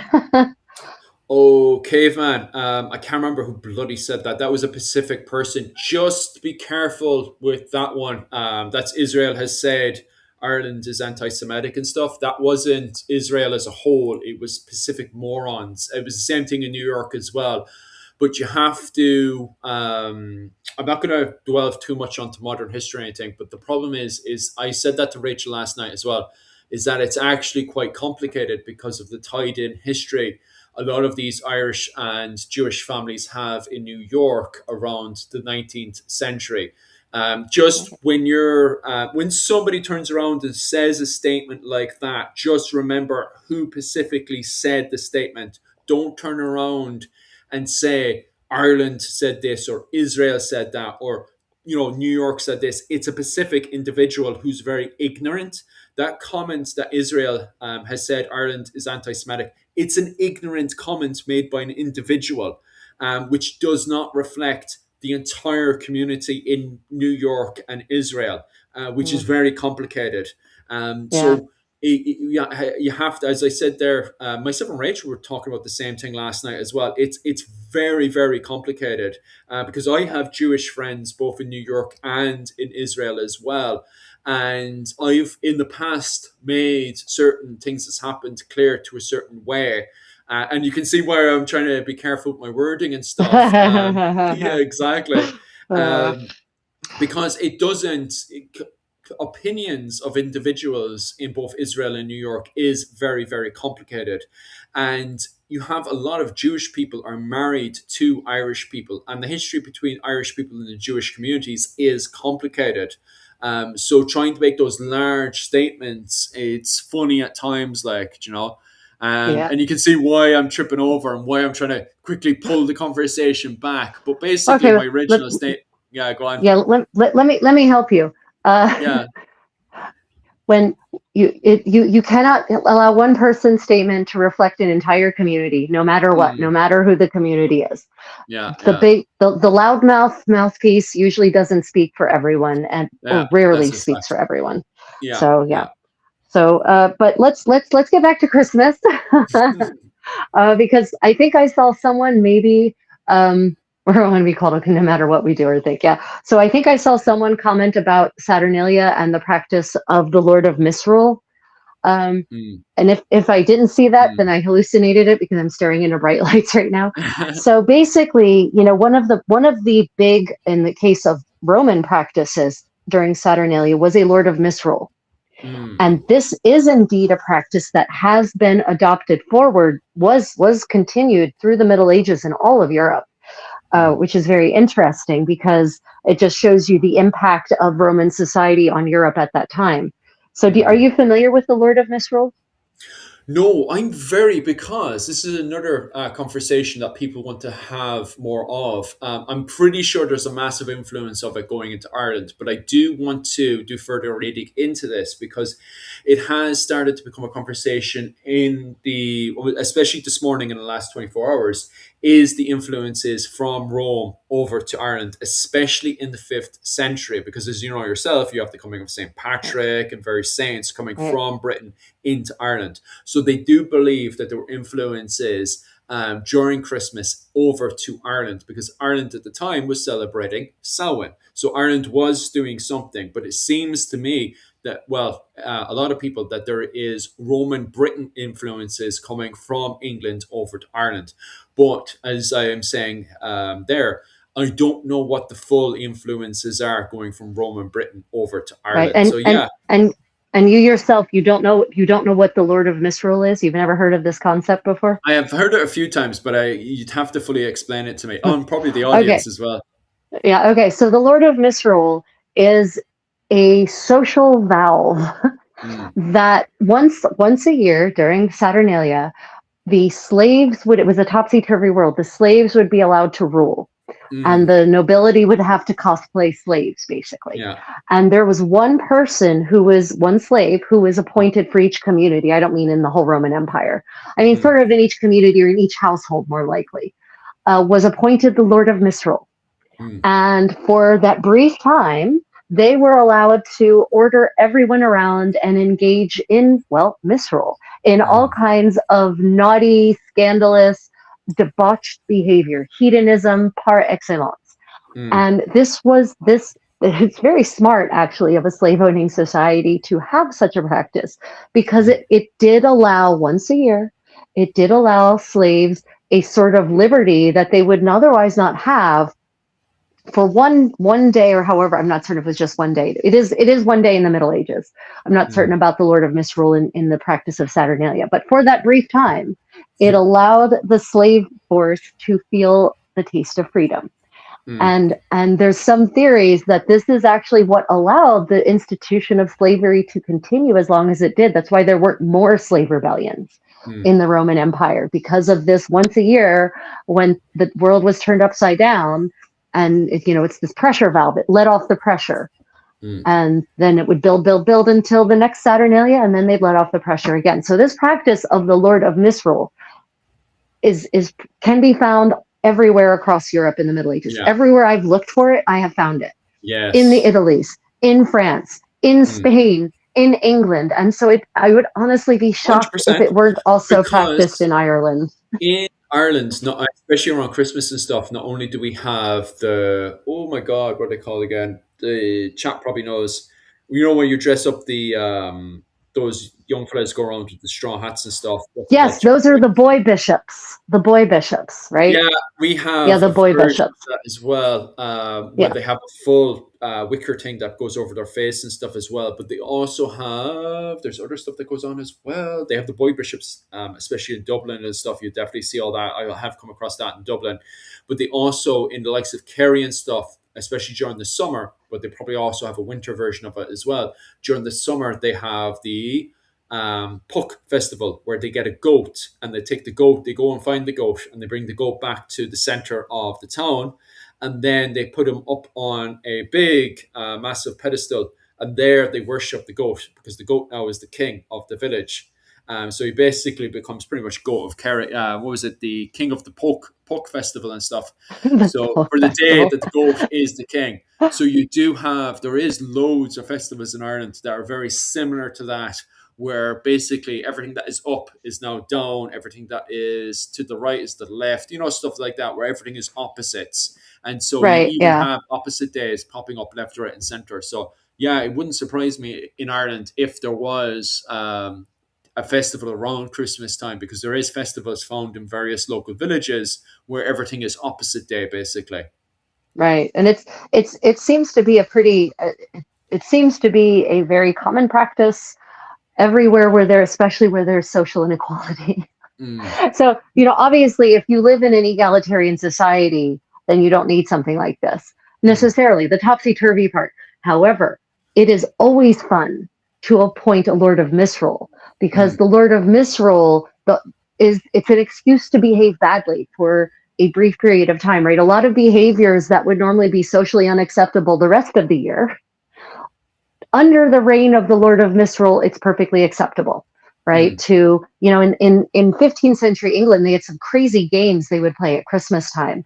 mm, They would actually play this game called Toss the Egg, which mm. sounds ridiculous, where they would just throw an egg at each other, getting further and further apart until eventually one of them couldn't successfully catch the egg because the force required to throw it that far would cause it to break on impact, right?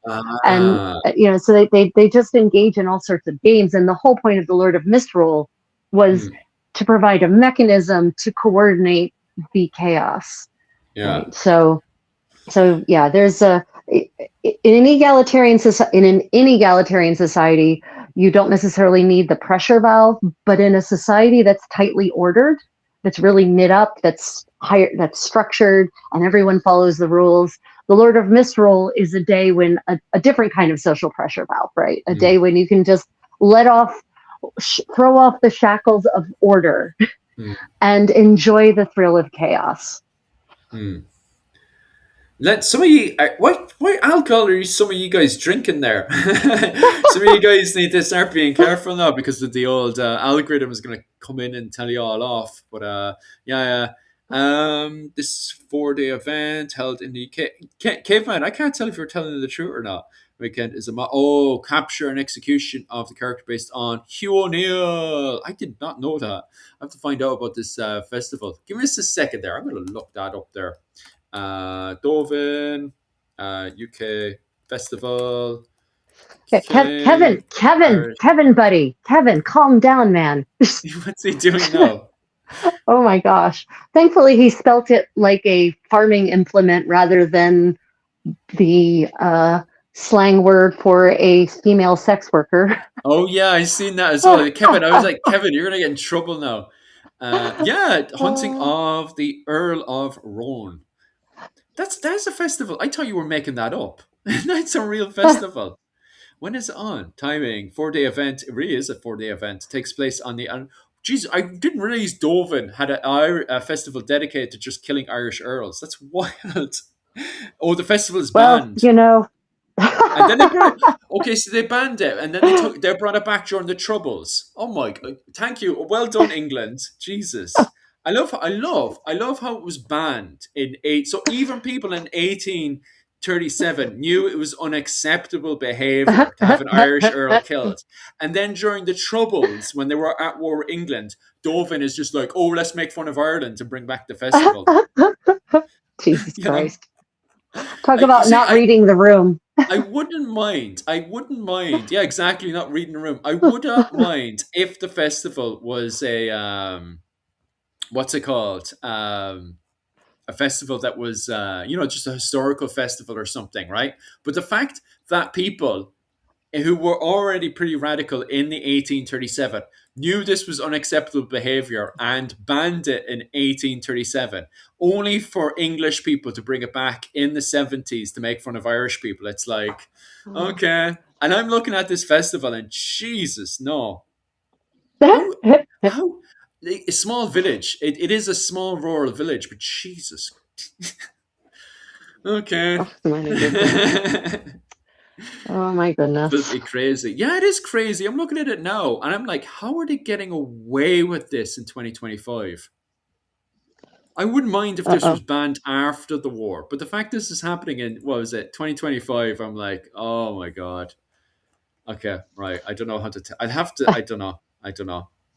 A lot of white people, that's for sure. I think I saw a comment about Kevin, Moomer, maybe. I'm not certain what that was. I thought he was talking about mummers. Yeah, so that's another medieval Christmas tradition that has actually continued to this day, or Christmas mummers, right? But mumming in the 15th century was not like mumming now. So Moorish dancing, right? Moorish dancers now it's very stylized and very specific. Moorish dancing in the 15th century was still evolving and took more the form of little danced and sung theatricals, mini theatricals, pantomiming more like, and often had really dire consequences because of the way the costumes were made. So, have you heard of the burning ball, the Bal des Ardents? No, I haven't. You have to explain. So this dates to the 1390s in France, 1389 in France, and this wasn't actually at Christmas. It was at a different time of year, but it reflects one of these origins of mumming, of Moorish dancing, and basically the royal peers of France put on a spectacle for the court, a wild man spectacle. Do you know what wild men were in medieval mythology? Wild man. Any links to wolfmen or anything? From an Irish perspective. No. Okay. These are literally, supposedly there were like this is their idea of Neanderthals, basically. Like these were literally hairy people who were savage and had never had civilization and were living in some kind of remote part of the world. Right. The myth of the wild man. And so they dressed up like wild men, basically Yeti, like short Bigfoot. And they dressed themselves in full costumes to make them look like fully hairy people. Well, the way to make a costume like that at the end of the 14th century was using straw, linen, and pitch to glue the straw onto the linen. So what does that, those sound like free ingredients for what? It sounds like something horrific, that's for sure. If you want to start a fire real fast and real hot, that's what you need. I was thinking you need some linen coal cloth, you need some kindling, and you need some pitch, and you're good to go. And that's what they made their costumes out of. So they're full body wild men costumes made of linen, pitch, and straw. And they're dancing wildly, by the way. They're also connected by a rope as part of this performance. They're connected by a rope. So they're connected by a rope and they're dancing wildly, springing in the air, doing all kinds of crazy acrobatics. And this room is illuminated by what? It's the 1390s. What kind of illumination do the great halls of castles have? Oh my God. It's so this is all covered in wood in the whole shebang. And these guys are... Well, no, I mean, and there's torches. There's torches. The halls are illuminated by torches with giant open flames. And they're running around in these torch costumes, basically. One of them catches on fire, Yeah, of course. and soon all seven of them are on fire Yeah. because the fire communicates through the rope that Yeah. connects them. And of course, this is pitch, so the pitch is burning into their skin. It's not, they can't get it peeled off. And so basically, four of the seven royal peers of France died that day. Well, not that day. They Was didn't die that day. That's the worst part. They didn't die that Yeah, day. yeah, of course. They died several days later Yeah. of their wounds. Yeah. So yeah, it's called the Bal des Ardents. If you look it up, you can see there's a 15th century depiction of it. The Duchess of Orleans, who is the aunt of the Dauphin of France, saves him Yeah. by actually taking her skirts, her cote hardie, bringing us back to the Côte d'Amour, Mm. right? Takes her cote hardie and actually smothers her nephew, her Mm. step nephew, so that the flames go out. Like she has the prescience of mind to know that flame is put out if you smother it. And she Mm. actually risks her own life by smothering the flames of his burning wild man costume with her dress, with the skirts of her dress. Yeah, talk about no one gives her enough credit. I Mm. mean, seriously, how many women, men, doesn't matter, are going to walk up to someone who's in flames and use the clothes still on their bodies to smother the flames, right? Like that's serious chutzpah. So Mm. yeah, that's the Bal des Ardents. It was a tragic in It performing was arts. tragic. It wasn't intentional, no? No, it Because was it was nope. as you were describing it, I was like, you're telling me they're not doing this on purpose. They're not.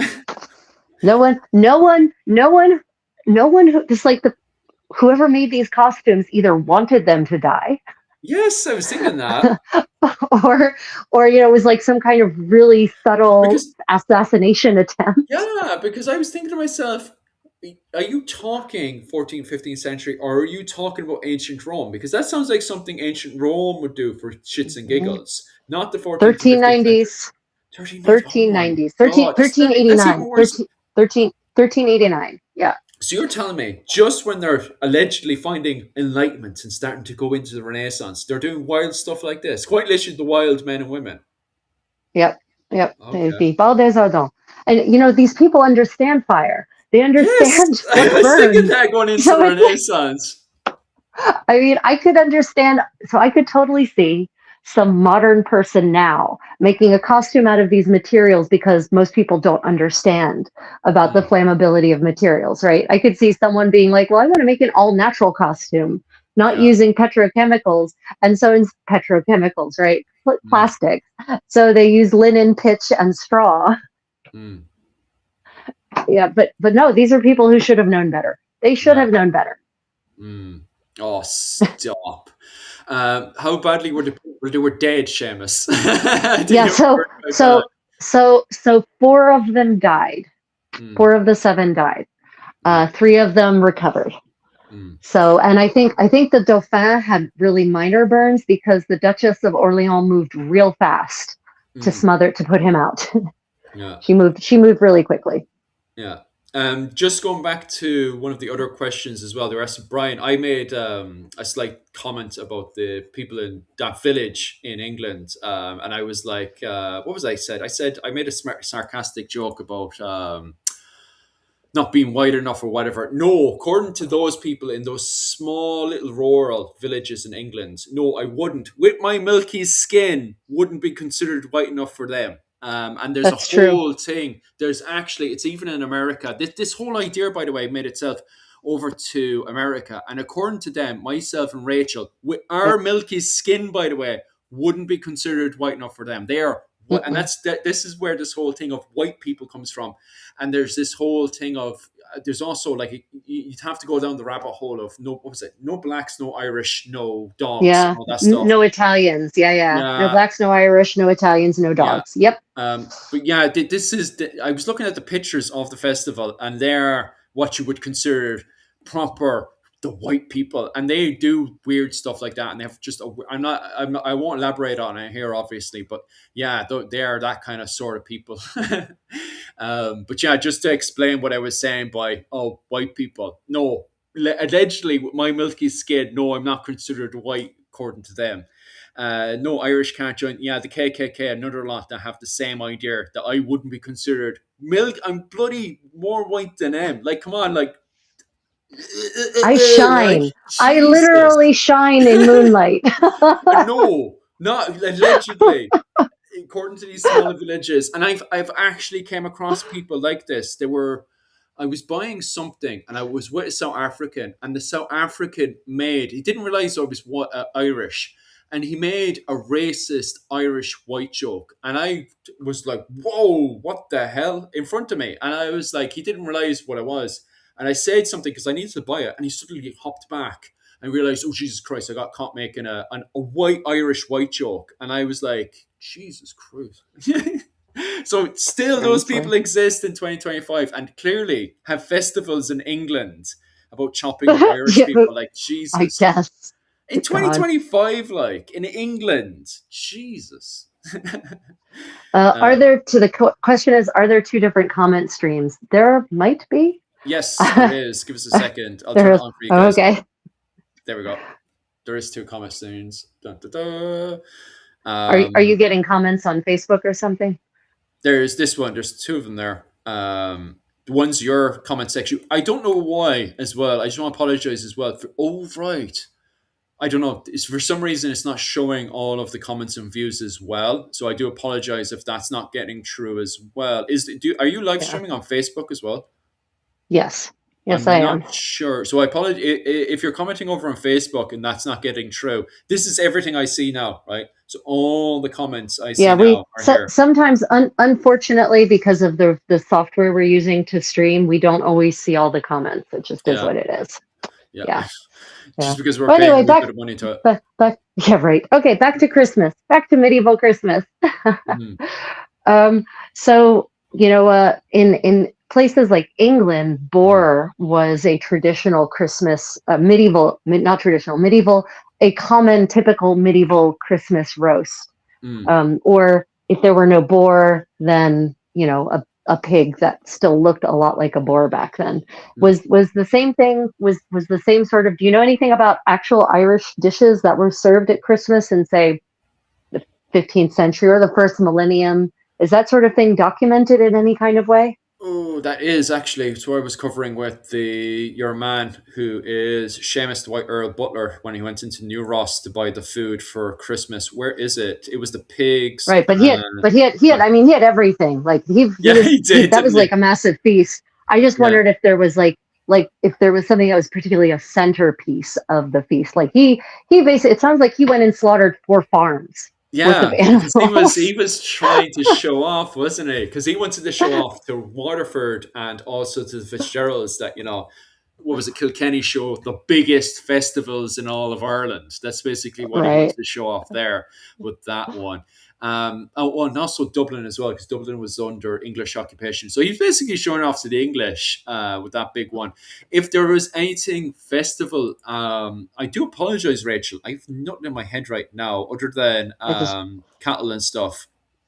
We do know of one that goes from the early medieval period and it eventually becomes what's it called in America? You guys in America know it for St. Patrick's Day, which is was it corn cob? Corn? corned beef. Are you back to Corned corned beef. beef That's again? it. Yeah, yeah, yeah, yeah. For St. Patrick's Day. I do know of that one that eventually has its source going way back to the early medieval period. So it's something to do with cattle, and it's not in my brain right now what the actual name is from the early medieval period. But I'm assuming it's something to do with cattle on Christmas, especially in the fact that they've just paid their tax for the cattle tributes and stuff. So it wouldn't surprise me if there were cattle left over and they would have done something with the cattle. So there's bound to be something to do with cattle on Christmas, in my opinion. Well, it is the time of year in any case when you farmers would slaughter any excess stock, right? Because Mm, there are only so many cows and pigs and whatnot that you need, and they've got to get through the winter. So mm, this is generally the time of year when excess stock are slaughtered, and then you eat them or you yeah. preserve them, right? Mm, That's one of the reasons that you can have these massive feasts at Christmas time, because it falls in the natural end of the agricultural cycle, more or mm. less. I'm pretty sure Irish ghosts were knocking the Irish, what was it, the trains over here in the US. Why'd you say that? Oh, because uh, duck fat roast potatoes. Oh, duck fat roast potatoes. Caveman, who's eating Uh, that? that sounds great, but that is not medieval. Oh yeah, the and potato part is gonna give that away. Yeah, yeah, caveman. yeah. Duck, Snakes, no duck or snakes. goose fat, absolutely, but potatoes only if you're in the Andes. Yeah. If you're living in the 15th century, in the Andes in the 15th century, absolutely potatoes galore, my friends. Oh right. But Here, if one you're not, second. then yeah, if you're not, then no potatoes for you. Sorry. The medieval starchy vegetables of choice were turnips or rutabagas. Mm, That's pretty much it for starchy yeah. root. They had other root vegetables like different kinds of roots, but they're just not as starchy as a turnip is, right? Mm. So it's unfortunately you'll just have to cancel the idea of roast potatoes from your idea of a medieval Christmas feast. Mm. For sure. Snakes for Christmas in Ireland. Hmm. Just Snakes for Christmas. don't tell St. Patrick anyway. We won't be inviting St. Patrick. If you're doing a snake for what was it, Christmas, make sure not to invite St. Patrick. That's for sure. Can't see what. Oh yeah. Well, I moved myself out of the way so you could see Rachel doing her. What are you doing, Rachel? Explain what you're doing. Oh, right. So for those who weren't here at the beginning or the middle, Mm, I am doing what we now call finger loop braiding, but mm, this is what's called lace making in medieval English because this is the origin of lace, what you all know as lace now, lacy lace, the white frilly stuff that is associated with France and Belgium. It started off as the laces that you would use to lace up your garments mm, or decorative trim around necklines and hems and whatnot. And eventually that became lace like we know lace because someone realized that instead of using your fingers to manipulate the patterns or loops around your fingers, you could instead attach the thread, the yarn to bobbins, to spools of thread basically, and then just use that to help make your patterns. So that's why this kind of lace became the lacy kind of lace. mm. But this is a 15th century technique and it's a really good way to pass the time when it's cold outside. And it makes lengths of trim, basically narrow wears as they would be called, that you can use for a variety of purposes, including belts, garters, trim around your garments, purse strings. They've also used this technique to make seal strings. So the strings that you would use to attach seals to documents, for instance. And we know that they were doing this in Ireland because we have extant finds that are finger loop braided from places like Waterford and Mm. Wexford. I'm So yeah, it's just. a good fun. Mm, It was used the most common thread used for this was actually, as far as we can tell, silk, and it was generally silk women who did this professionally, and then they sold their wares. But we do know that hemp was also used, wool was also used, linen was also used. Just that's silk another. survives the best. Yeah, you might know the answer to this one. Where does this come from? What was called the roasted boar's head as the centerpiece. That was being done in Dublin. Where does that originate from, Rachel? Would you know? Originate. I mean, I know the English were doing it too. I don't know Yeah. if I can really point to an origin. I suspect I suspect that any place that has wild boar, Mm, uh, and where see the thing is that boar hunting in the Middle Ages was dangerous as it was really yeah. dangerous, Mm, right? So it was what the nobility did generally, right? mm, So being able to go and hunt a boar down and take a boar down and bring it back successfully was a sign of power and wealth. yeah. So I think it is probably likely that any place that has wild boar and aristocrats Mm. probably had a tradition of making a boar a centerpiece in a Christmas feast. Yeah, it would But make sense given that Christmas is we're having this conversation here because of the paper that is on RTU right now, which is called How Medieval Irish Elites feasted and fought their way through Christmas. It highlights the fact that Christmas was seen as a day where nobles are trying to show off how much wealth and power they have over the other Irish clans. It makes sense that the centerpiece would be a boar to highlight the fact of, hey, look, I can, go and kill a boar because we're such a great clan. Because it wasn't a fact of an individual going out and capturing a boar. I'm assuming the Mm-mm. whole clan had to go up and No. do it. It was absolutely a group activity. Yeah. Only dumb people go and hunt boar alone. uh, People who clearly want to die. That's a mm, death wish. If you go out boar hunting alone, you are literally you're telling God to decide if you live or die. yeah, Uh, that definitely now seems to be the case. I see there's a comment here. You have to have feasts when you don't have refrigeration and there's an excess of stores and say a good year. So Yeah. actually, contrary to popular belief, medieval people had lots of ways of preserving food and storing it. So Mm, meat was often salted in barrels. They would actually layer the meat with salt in barrels and it would stay good for a very long time. And in North Korea, where they don't have electricity in most places, people still store meat in salt barrels. mm, So you didn't necessarily have to eat it all, but you might as well eat mm, some of it anyway. They also smoked medieval. There was also smoking was also a medieval practice.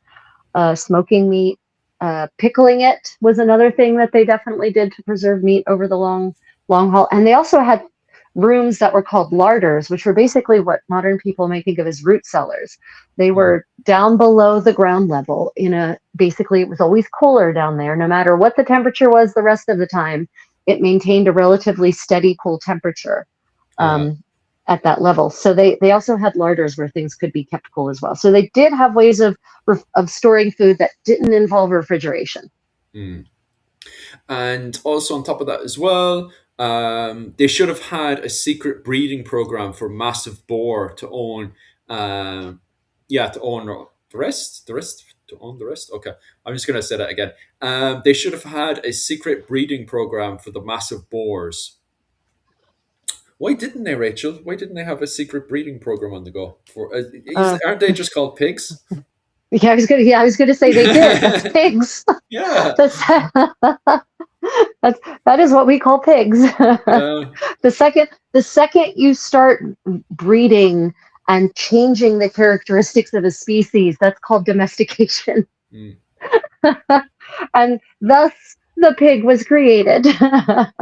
mm, I mean, yes, you could debate about whether modern practices of breeding wild so-called game animals in captivity, is it really still a game animal if you're breeding it in captivity?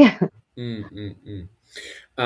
Just apologize if your comment isn't popping up in the comment section. Definitely comment below again, because as you can see, I actually have the main chat right there. So if you don't see, just under Rachel, if you don't see your comment popping up, just type it in out again. Just highlight the fact that your comment isn't popping up, because I'm quickly flying over to myself and Rachel, and for some reason, some of the information isn't getting through because it says on my side of the chat that the thing isn't popping, but it's popping super well right now. Both our algorithm is popping both on Rachel's side and on my side right now. We're doing super well. So I just want to thank everybody who's jumped on there, and definitely give us an old like and subscribe as well. If you're over on my side in Irish medieval history, definitely pop over to Rachel's Creative Contessa's channel, where she specializes in all kinds of clothing all over Europe. Would you say your specialty is definitely Florence, though, Rachel, or would you say pretty much all over Europe? No, I mean my specialties are Florence and Burgundy. I would Uh, I would say, mm, but unlike most specialists, I have a very broad set of interests. So not just clothing, medieval material culture, right? mm, Food, dance, music, crafts, textile arts, fine arts, uh, laundry, like the science of daily life. So I'm definitely not just a clothing specialist. I would say I'm a mm, medieval living history specialist, mm, and my areas of interest are go well beyond just the 15th century and well beyond just Florence and Burgundy. That's just where I'm focusing a lot of my efforts at the moment. yeah. uh, but yeah, I'm one of those rare polymath who takes a wide interest in a lot of different things and learns about a lot of different things. I Mm. don't know. I've always been that way.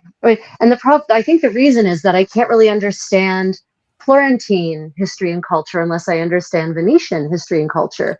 And I Ah, can't understand that unless I understand Hungarian culture because they're all connected. And I can't really understand that unless I understand European history, so it's hard for me to isolate things like that because then I feel like I'm not getting the full picture. yeah, it's funny. Even recently, for the last year, we've been looking at the connection between the Desmond Fitzgeralds and Florence as well. And there's so much information to find out about the wider world of Ireland, especially recently since we started this GoFundMe with the old this one here. We have over and go. Anyone who's jumped on there now. Myself and Rachel are running a GoFundMe. It's over on GoFundMe. It's called "Help Recreate a 15th Century." What was it called? Oh my god, my brain is Ensemble, ensemble. My brain was tripping ensemble. there for Yeah, a second.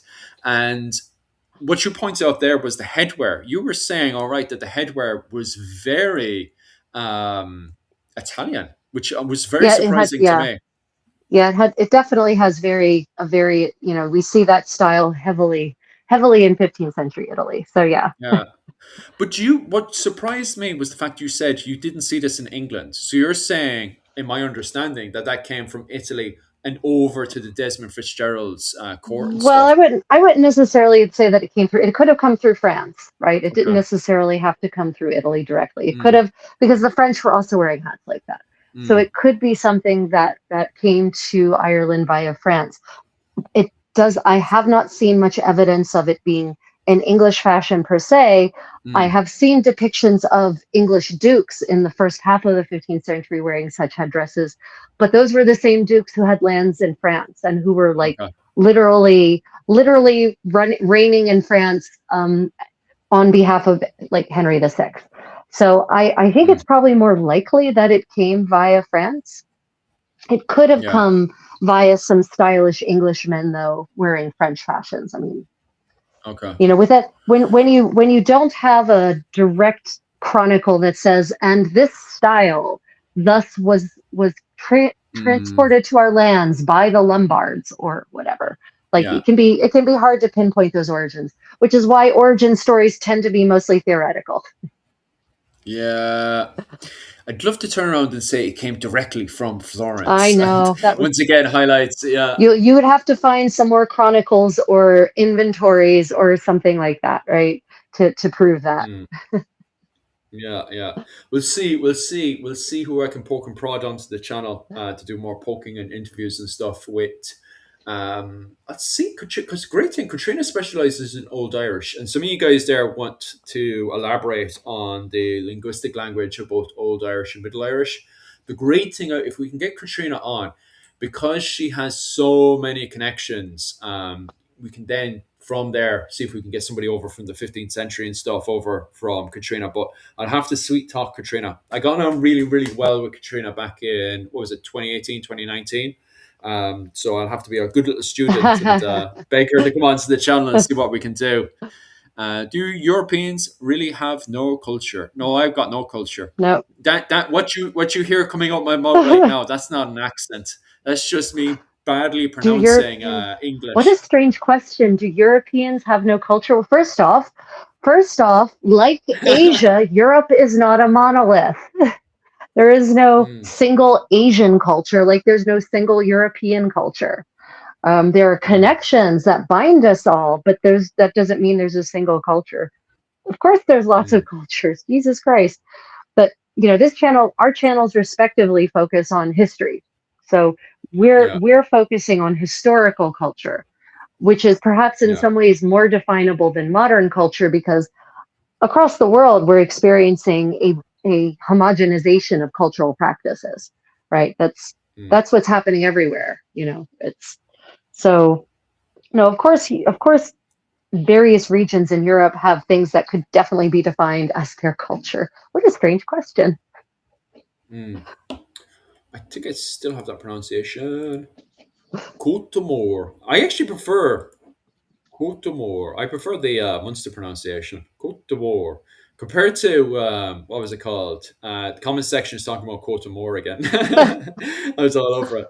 Cotamore, Cotamore, Oh Cotamore, my gosh, are they back Cotamore, on that again? Cotamore. Oh goodness, Yeah, it's people. a fucking great word. Let it go. Let it go, people. No, no, my language. No, I'll try to bring. Katrina specializes in Old Irish, but she would know somebody who specializes in Middle Irish for sure. So I'll try to get I seem to Katrina on for recall that. that there's an online Old or Middle Irish dictionary, digital dictionary. Um, I need that. and if I'm pretty certain I'm pretty certain I'm not hallucinating this memory, because when I was Hmm, doing my research for 15th century Irish clothing, I'm pretty certain I stumbled across it.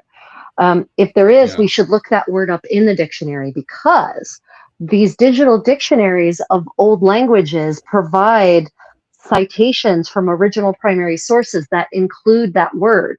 So we might actually be able to get at the use of that word in the 15th century if we look yeah. it up in the Middle Irish dictionary.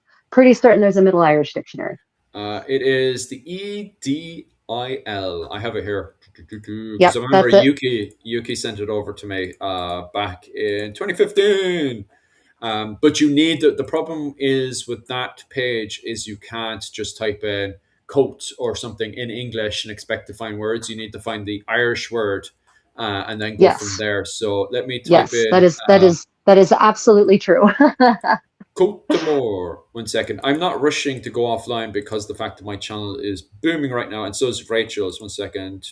Yeah, Yeah, I was pretty certain the later we stayed on, the more people would actually join up. Yeah. weirdly So, enough, weirdly enough, right, Rachel? When I clicked, it's the weirdest thing. When I clicked to turn on comments on SoStream, and I have it like the way I have it right now. The moment I set up like this, it just suddenly sparked. I don't know what's going on, and I'm just leaving it like this, and I'm yeah, just going to sure. talk to you. Leave it. Yeah, Leave it. and I'm just gonna leave it because it hasn't gone down. It's just it suddenly sparked the moment I switched it to this, and it's just running from there. Almost nobody. Do we know much about Bronze Age Ireland? There is a ton of stuff. You're looking. That's way on my field of expertise. I love Bronze Age Ireland, and it is insanely interesting. But anytime I say anything, my wife, who has done way more work in Bronze Age Ireland, just looks at me with the dirtiest look ever and goes, "No, you're wrong. Bronze Age Ireland is so not the Middle Ages. It's just even the way clothing is in Ireland. It's when you think of Celtic, you're thinking about Iron Age Ireland, Iron Age Ireland, and Bronze Age Ireland. Two completely different universes. They're like literally a Yeah. thousand years apart. And then going from Iron Age Ireland to what was it, early medieval Ireland. Once again, different realms overall. I know there's the foundation is definitely there with the Iron Age going into the early medieval period, but they're still like completely different worlds. But the Bronze Age, oh, it's like a completely different universe. It is so different to Iron Age Ireland. So anytime I say anything about, oh, I feel it's A, B, and C about Bronze Age Ireland to my wife, oh my God, she gives me the dirtiest look ever and goes, no, you're wrong. And then bang, bang, bang, bang with actual facts. And I'm just like, oh, okay, I'm definitely wrong there. Because there's no written history in Bronze Age Ireland. It's all like finds and stuff. So when I have a Yeah. theory and I'm like, oh, I have a theory for this, she's like, no, we know this because of this find, which is located in A, B, and C. And I'm like, oh, right. And if you look at the way it's shaped and the way it's used and blah, blah, blah, like that, the way Yuki talks, because she specializes in archaeology, where I specialize in written history, yeah, I have no clue. It's way out of my field of expertise for sure. Like, It was someone, speaking of archaeology and evidence, someone actually, I recently did a rant on why go I on. dislike Hollywood productions, and that's why we did our What's Wrong with Braveheart thing. But in the Yeah. rant, I talk, one of the reasons I give for resenting them is the overprevalence of leather Mm, and leather clothing specifically. yeah. And someone actually rightfully asked me, thankfully, some very honest commenter in good faith asked me, well, what's wrong with leather? I would have thought leather would have been an accurate choice for clothing in the Middle Ages. Mm, Um, and you talking about the Bronze Age made me think of it, because there are some Bronze Age leather finds, leather clothing finds, mm, right? But the Bronze Age, as you were saying, is not the Middle Ages. mm. And the reason that I know leather, and it's like, why does the leather bother me? Well, I can't prove a negative, but here's what I can prove. I can prove the positive of all of the expense accounts, all of the um, all of the inventories that I've poured through hundreds of pages, I mean hundreds, thousands of pages of expense accounts and inventories from across the Middle Ages, from across Europe. I've explored, trawled through hundreds of garments, textiles, extant garments, sometimes fragmentary, sometimes more or less the entire garment. We look at the depictions of people in the art, and leather makes an appearance so infrequently as to be literally remarkable. As in, when I stumble across an extant leather garment, I go, oh, my, I remark. And so it is just, leather is just not a common text choice for clothing. Now, Philip, would you feel comfortable wearing, would a leather tunic, all Mm. leather, think of your wool tunics, now turn Yeah. them into leather? Do you think that would actually be comfortable to wear? No, might be rubbing it against me slightly. Just to answer, what bloody question came up? Quarter more with, oh, 1 second. But where are the samples of the spoken quarter more in each dialect and stuff? The linguistic side of it. Oh, that looks gorgeous, Rachel. Yeah. And you can see where I got distracted by holding forth on some topic, damn it. Mm. Oh well. But I could easily turn this could be turned into a garter, for instance, because remember, everyone, in the Middle Ages, men and women wear garters around their calves to hold their hosen up, Mm. right? Their stockings up. So I could easily turn this into a garter. Nice garter. Happy Christmas to everybody. Is it is it Christmas now in New York, is it? Is that why everyone suddenly started saying Happy What? Christmas? Yes, it is. It is just Christmas in New Ah. York. Happy Christmas! Happy Christmas! Happy Christmas! Gee, the whole comment section is going wild. Happy Christmas! Happy Yeah, Merry Christmas! Christmas. Merry Christmas, I everyone. notice our algorithm is completely exploded now. So Yeah, and I think it's because, as I was saying, probably if we'd started now, we started off with a much bigger audience because yeah, everyone was doing midnight mass or their evening church service or yeah. whatever, and now people are finally home and looking for something to watch. And of course, we are that quality thing to be watching on Christmas Eve. Oh, aye. So happy Christmas to everybody. What gifts did everybody get? Did you get any swords? Who got a sword? Who got a book? Bum bum bum. Well, Oh, which those. which brings us to the topic of gift giving. So Yeah. it's interesting how different cultures in Europe give gifts on different parts of the holiday, right? Some people Mm, open gifts, give gifts on Christmas Eve.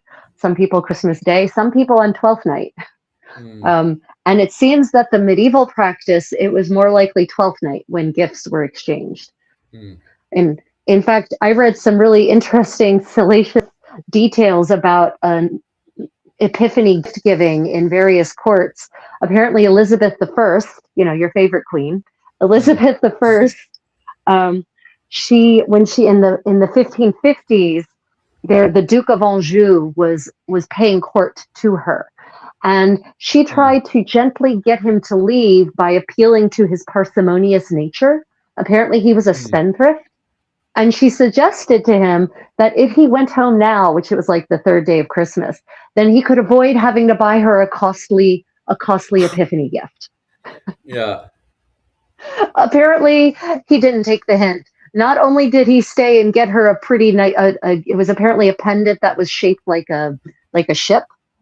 Yeah. Not only did he give her a pendant that was shaped like a ship, he stayed until February. So I guess Oh, nice. I guess he assumed that the shape ship pendant was like his purchasing his place at court until February. Mm, mm, mm. Oh That's nice though. well. What swords did people get? What type of swords did you all get? Did you get a French sword? Did you get an Irish sword? My favorite sword is the Irish ring sword. I love the Irish ring sword of the 17th century. That's actually my favorite sword. Rachel, do you have a uh, favorite sword? oh yeah, I mean I'm a real fan of the 15th century bastard sword, the hand and a half. Oh, Real really? elegant. Real Yeah. elegant. That is They're one really actually of my elegant. favorites as well. I love that one.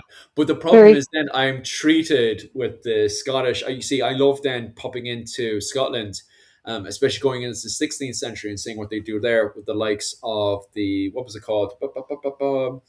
Oh, what's it called? The Claymore, and also in Ireland with the was it Claymore? Claymore. They sound very Claymore and Clay. What was it? Oh, I'm tripping over my own Irish pronunciation. Claymore. Very very similar, but the spelling is different between the two of them. But you can see how they would translate over to Great Sword. But they're very similar to the Bastard Sword as well, aren't they? Though you can see those Yeah, influences yeah. there. Yeah, the nice thing about the bastard sword is it's very versatile, right? Because Yeah, I was about to ask you that. 15th century combat techniques in Europe are, very not like most people imagine them, right? Mm, It's much more MMA yeah. than than people really imagine until you crack open a 15th century fighting manual and you see kicks and Mm, throws and grapples and chokeholds. um, and so there's a lot of half sorting in 15th mm, century in 15th century combat techniques. So the bastard sword is it's the sword of choice for that kind of martial art. So mm. yeah, I don't know if you've ever belonged to a medieval martial arts group that's actually does uh, like any reenactment of the actual fighting manuals, but Mm. it's very interesting Oh, to thank you see so them do much. that. Thanks, guys. That's worth that. Oh, Thank you oh, so music. much for that one. Oh, music for earthworms. So sweet. Thank you. Thank you so much for that. I'll go and buy myself a nice fancy book. I still need to get. I meant to say that to Kevin as well. I need to square away the other book as well because my brother, because it's so hard to get bloody books out here. Because I'm over in Japan, like, and it was the new book. I could actually. I don't know if I want to switch that because it'll wreck up our setup right now. But it's the other book that Kevin was talking about earlier, which was the Gaelic World at War. I have to figure out how I'm going to get that book over here. But I have managed to get Of Kearns and Gallowglass over, so I can read and enjoy that when it gets over here for sure. Every time you say the Gaelic World at War, I immediately switch mentally to the World at War Yeah, documentary series, yeah. which is about World War II. And so immediately I imagine a bunch of like 10th century Irishmen flying B-2 bombers, right?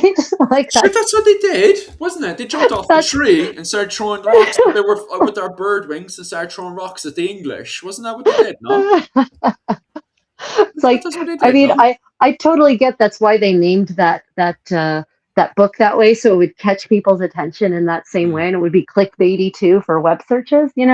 So if people looked up the World at War, they would get also results for the Gaelic World at War. But I swear to God, every time you say it, World War II footage flies through my mind, right? Original B-roll from World War II. Oh, for sure. Earthworm, thank you so much for that. I know Rachel has to square away a whole load of stuff clothing wise, but that donation is going straight into the book because I'm saving up to get that book that Kevin was talking about Oh, earlier. What was it oh, called? The music. Gaelic World at War. Oh, music. Thank you. You are music for earthworms. You are just such a generous supporter of both me and Philip. We really appreciate you so much. Mm. Yeah. Especially with You myself have trying a to get those Kofi. books squared away. Kofo. What's Kofo? I don't know. What is Kofo? I don't, I Kofi, Kofi, Kofi. Kofi. I just typed it in there. I'm looking at it now. Love you do make money too. Join all types. No, I don't. I just have the Patreon up and going. Maybe I should Yeah, get we've, oh God, no, not yet another one. Oh my God. Yet, honestly, Well, maintaining the Patreon and channel memberships is like the max I can track. mm, And, and now this GoFundMe. Oh my God, not yet another one. oh, I'll see what the crack is with Kofu. What's Kofu about? Is that any good? Falcon. I like the Falcon sword. I still sword is Falchion, Falchion. Falchion, Yeah, I always butcher it. Falchion, Falchion, not Falchion. Falcon, Yeah, Falchion. because I still have to The, investigate is the falchion in Ireland in the 13th century because you have so many Frankish knights going between the realm and because we were talking about this the other day about William Marshall. Is William Marshall English? And the problem is a lot of people tried to argue against me, and they were arguing from a very nationalist perspective. And funnily enough, people who had a medieval perspective were like, well, I suppose he's Anglo-Norman. And we do use the word Anglo-Norman to simplify the blurred realms of England and Ireland, especially in Leinster during the 13th century. And then I'm wondering to myself, is the Falchion active in Ireland at the time? Like, if it's in the realm of France, it must be in Ireland as well, surely. Do you know? So I have I been trying to mean, investigate that. Like, yeah, it's a question of, so the question of whether, the base question of whether a weapon could have been available, other than the fact that you have, obviously ships are going back and forth, is would it have been useful, right? Would yeah, that kind of weapon have been useful in, say, 15th century Ireland? Like, that's the base yeah. question. I have no answer. This is just Mm, me being Socrates posing questions to which I have no answer, which, by the yeah. way, is the why he was asked to commit suicide. Because he was unraveling the fabric of Athenian civilization Mm, by posing all of these philosophical questions that actually had no answer, and it mm, was starting to undermine like morality and morale in the city. And the city basically said, look, dude, you need to stop. They actually asked him to stop. They said, just stop. Like, you don't have to die, just stop. And he yeah. wouldn't. And so he volunteered to drink the hemlock. It's like, Mm, what? So yeah, that's me being Socrates. Would this weapon have been useful in the conditions of 15th century Ireland, given 15th century mm, mm, armor, given 15th century Irish fortifications, given the style of warfare that was generally conducted there? Would such a weapon have been useful? mm, mm, mm. That's the question, really. Yeah, for sure. Popping over. William Marshall is a great grandfather of mine. Oh yes, Caveman, you're definitely. Sorry, I'll finish off reading what you were saying. Is a great grandfather of mine. It's in my family tree. The nobles were more French than English. Yeah, that's what I was thinking. Rachel, what do you think? Do you see William Marshall being more French? Yeah. Yes. 100. Yes. Yes, I I knew you'd do. take my side on that. Yes, I do, because he's 12th century going into the 13th century, and the aristocracy of so-called England, Angleterre, is speaking Norman French, right? The crown is speaking French, the songs are in French, right? It's all French. So yeah, he's definitely he's he's more Norman than Anglo-Saxon, 100%. Yeah, Guillaume le Maréchal, right? So yeah, not. I would never. Yeah, I mean, it's a little. It's a messy topic. Like, what counts as English in the 12th century? What counts as English? What qualities can we say are English versus Norman versus French? Like, that's, again, I'm Socrates. I'm positing this question, which may or may not have an answer. Are you still there, Philip? Are you there? Are you there? Can anyone hear me? Are Oh, you there? sorry, my internet completely went there. Oh, Oh okay. yeah, it's funny. It's kind of bounced completely, and then bounced me. Yeah, your grand completely bounced me out of it Oh, because when great. I bounced back in, you were running completely fine, and my one was frozen. So it just bounced me completely out of it. 1 second, I'll put myself back in so we can keep making money. 1 second, because it was the other frame. Oh no, up. She's slow. I think you're right, Rachel. It's my side which has suddenly gotten very, very slow. Even the buttons on my side have gotten very slow. Weird. 1 second. Ah, there we go. Right, 1 second. I'll Thank connect you. the other Thank plug-in. thank thank you for I'll leave confirming. you. I'll leave you.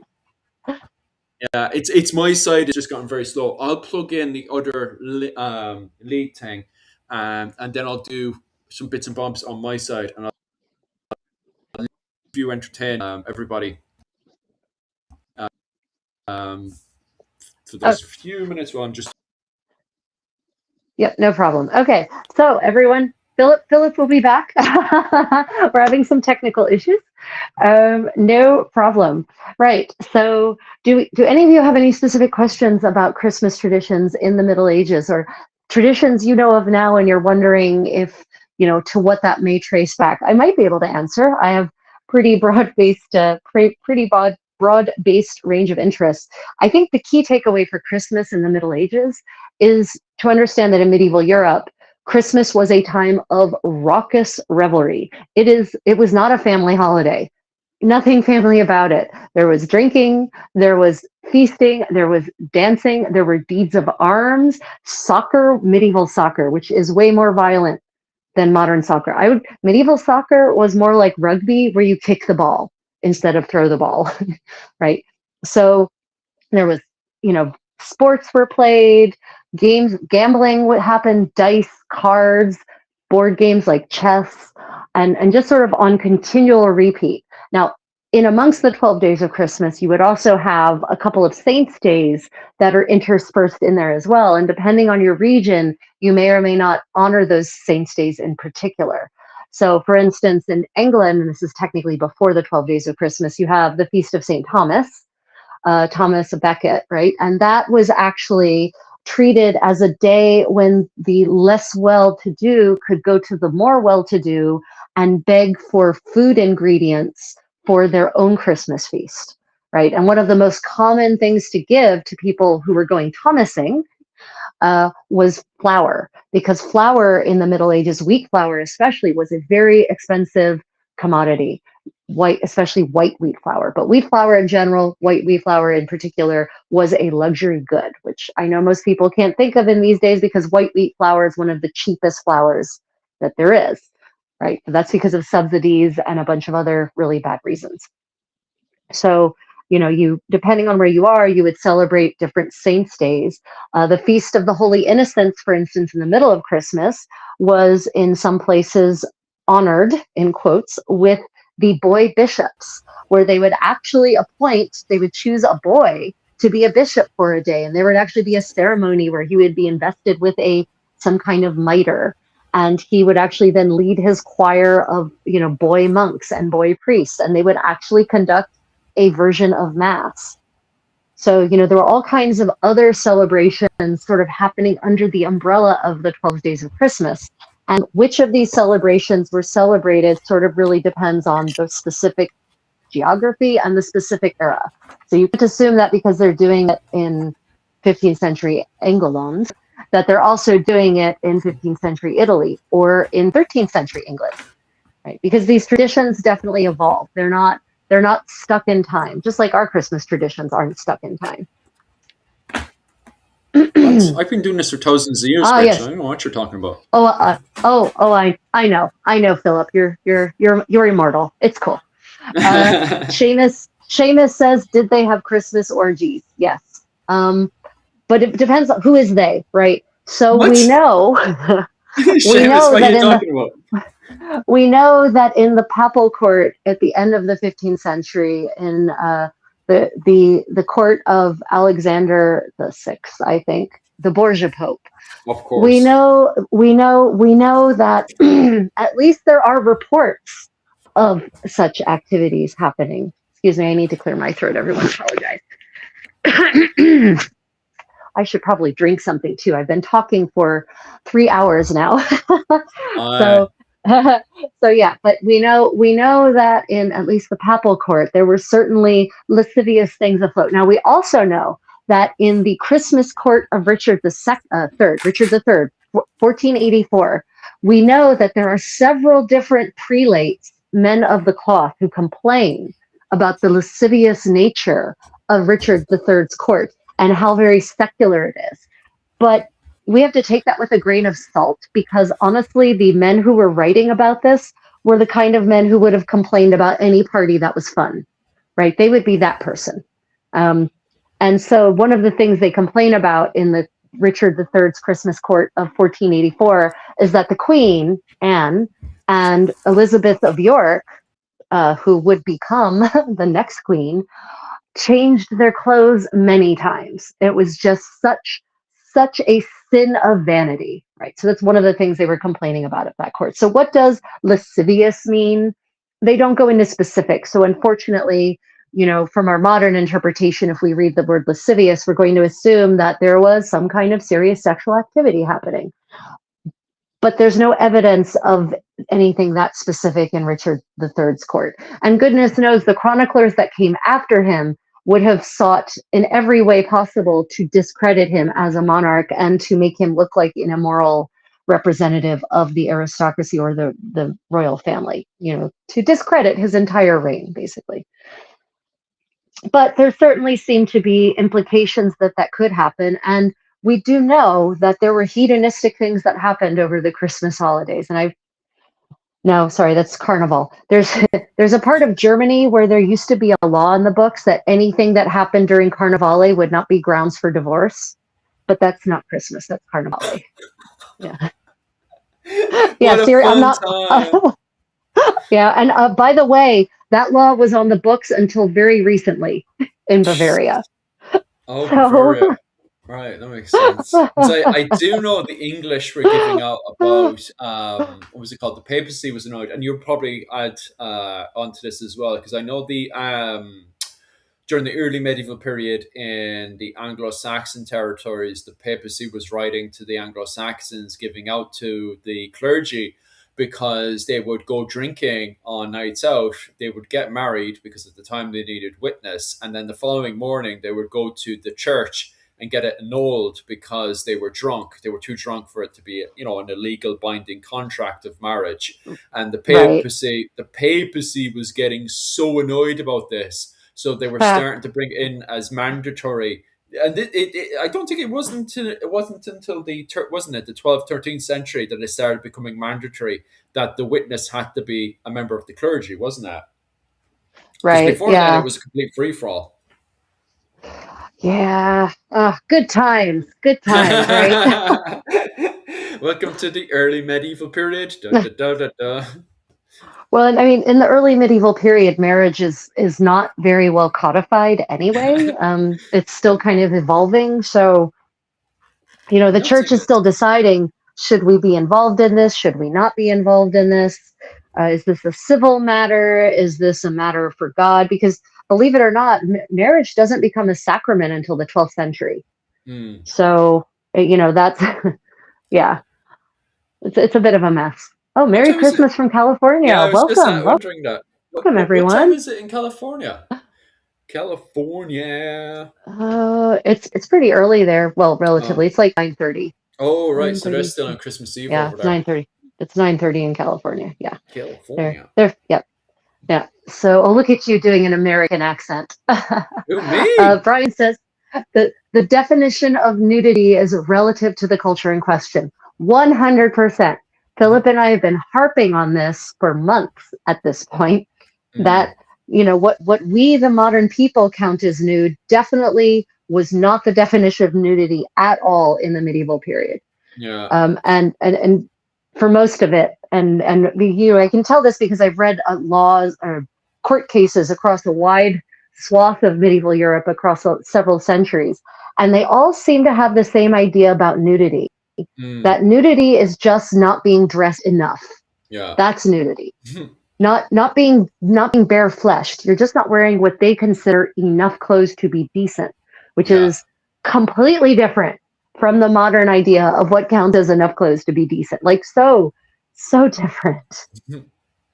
But you were elaborating on that when you went over to the 15th century studies on Irish clothing. You were saying something about nobles coming over to Ireland and saying that the Irish women were was it naked or just loose clothing? Naked. They were naked, but everyone was naked, not just the women. Everyone was naked. It was. But they weren't. It was. Naked, they were not. It was Ramon de Perellos, one of those Iberians, right, from Catalonia, and he goes on pilgrimage to St. Patrick's Purgatory, and he has this amazing travel vlog that he writes, which is really valuable in and of itself as a bit of historical anthropology. But he visits supposedly the court of King O'Neill in Tyrone, right? And he observes the people there, and he's horrified by the way that they're underdressed. And he says, Mm, the women there are naked. And then he goes on to describe all mm, these clothes they're wearing. He talks about them wearing a tunic and a cloak. But apparently, in his mind, mm. that's not enough to be not naked. Yeah. uh, it's interesting, isn't it? It's I was going to elaborate, but as I was elaborating, it just popped over my head. It was like, where's the information gone? I was going to say something about, oh, yeah, because it was inside the other thing as well. But it's funny because as we read in that new paper on how medieval Irish elites feasted and fought their way through Christmas, where it talks about what you were elaborating on as well, Rachel, but you were more focused on the clothing, where Professor Seal was more focused on the feast itself because it was a show that, hey, look, I have the biggest sausage, as we were saying earlier, that these feasts were very important. But it's interesting in the fact that the O'Neills, during the period that they're at war with the English and they're trying to beat the English, they have an absolutely terrible feast that year. And the Iberians are complaining about that, how, naked they were during the feast and how poor the food was yeah. terrible. There wasn't enough food. There wasn't enough bread or wine, which is so strange. If you're going to show your sausage, wouldn't you have plenty of wine and bread brought over? Compared to, as we've seen there, the same example with the butlers at the same time, Seamus Dwight Earl Butler, who was able to go down to New Ross and able to get all of that food out of the port. I'm quickly scanning through there if I can find that example again. Oh, there he is, which is in 1393. So in 1393, around the same time, Right. what was it? Seamus Dwight Earl Butler, the fourth Earl of Ormond. And he goes down to New Ross, which is the rival to Waterford, by the way. And he, with his shopping list, was able to purchase a dozen sacks of grain. Does it literally say a dozen sacks of grain, or do you think it would have given the number? Hundreds of kinds of poultry and fish, 60 good, what was it called, bullocks, 4 boars, 80 large pigs, and 60 small pigs. And it's really showing off here that, Seamus, even as a child, had a whole load of wealth to be able to purchase such a large gift. Because he's showing off here, isn't he? By going to New Ross and purchasing it and then bringing it down to Kilkenny to put on this massive feast where he would have Yeah. invited people from all over the world to go and see. Especially when this is the same period, a good few years afterward. Well, I'd say about 7 years afterwards, you have James the Usurper Fitzgerald that declares he's Italian. Right. Right. I am a Gherardini. Are you? Yeah, yeah, yeah. That's what he said. are That's what he said are in the, are what was it, the you Irish though? Are Parliament? you though?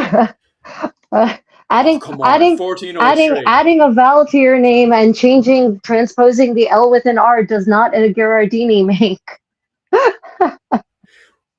Do you know what was it? James is in Italian. Is there an Italian word for James? I wonder. Yes.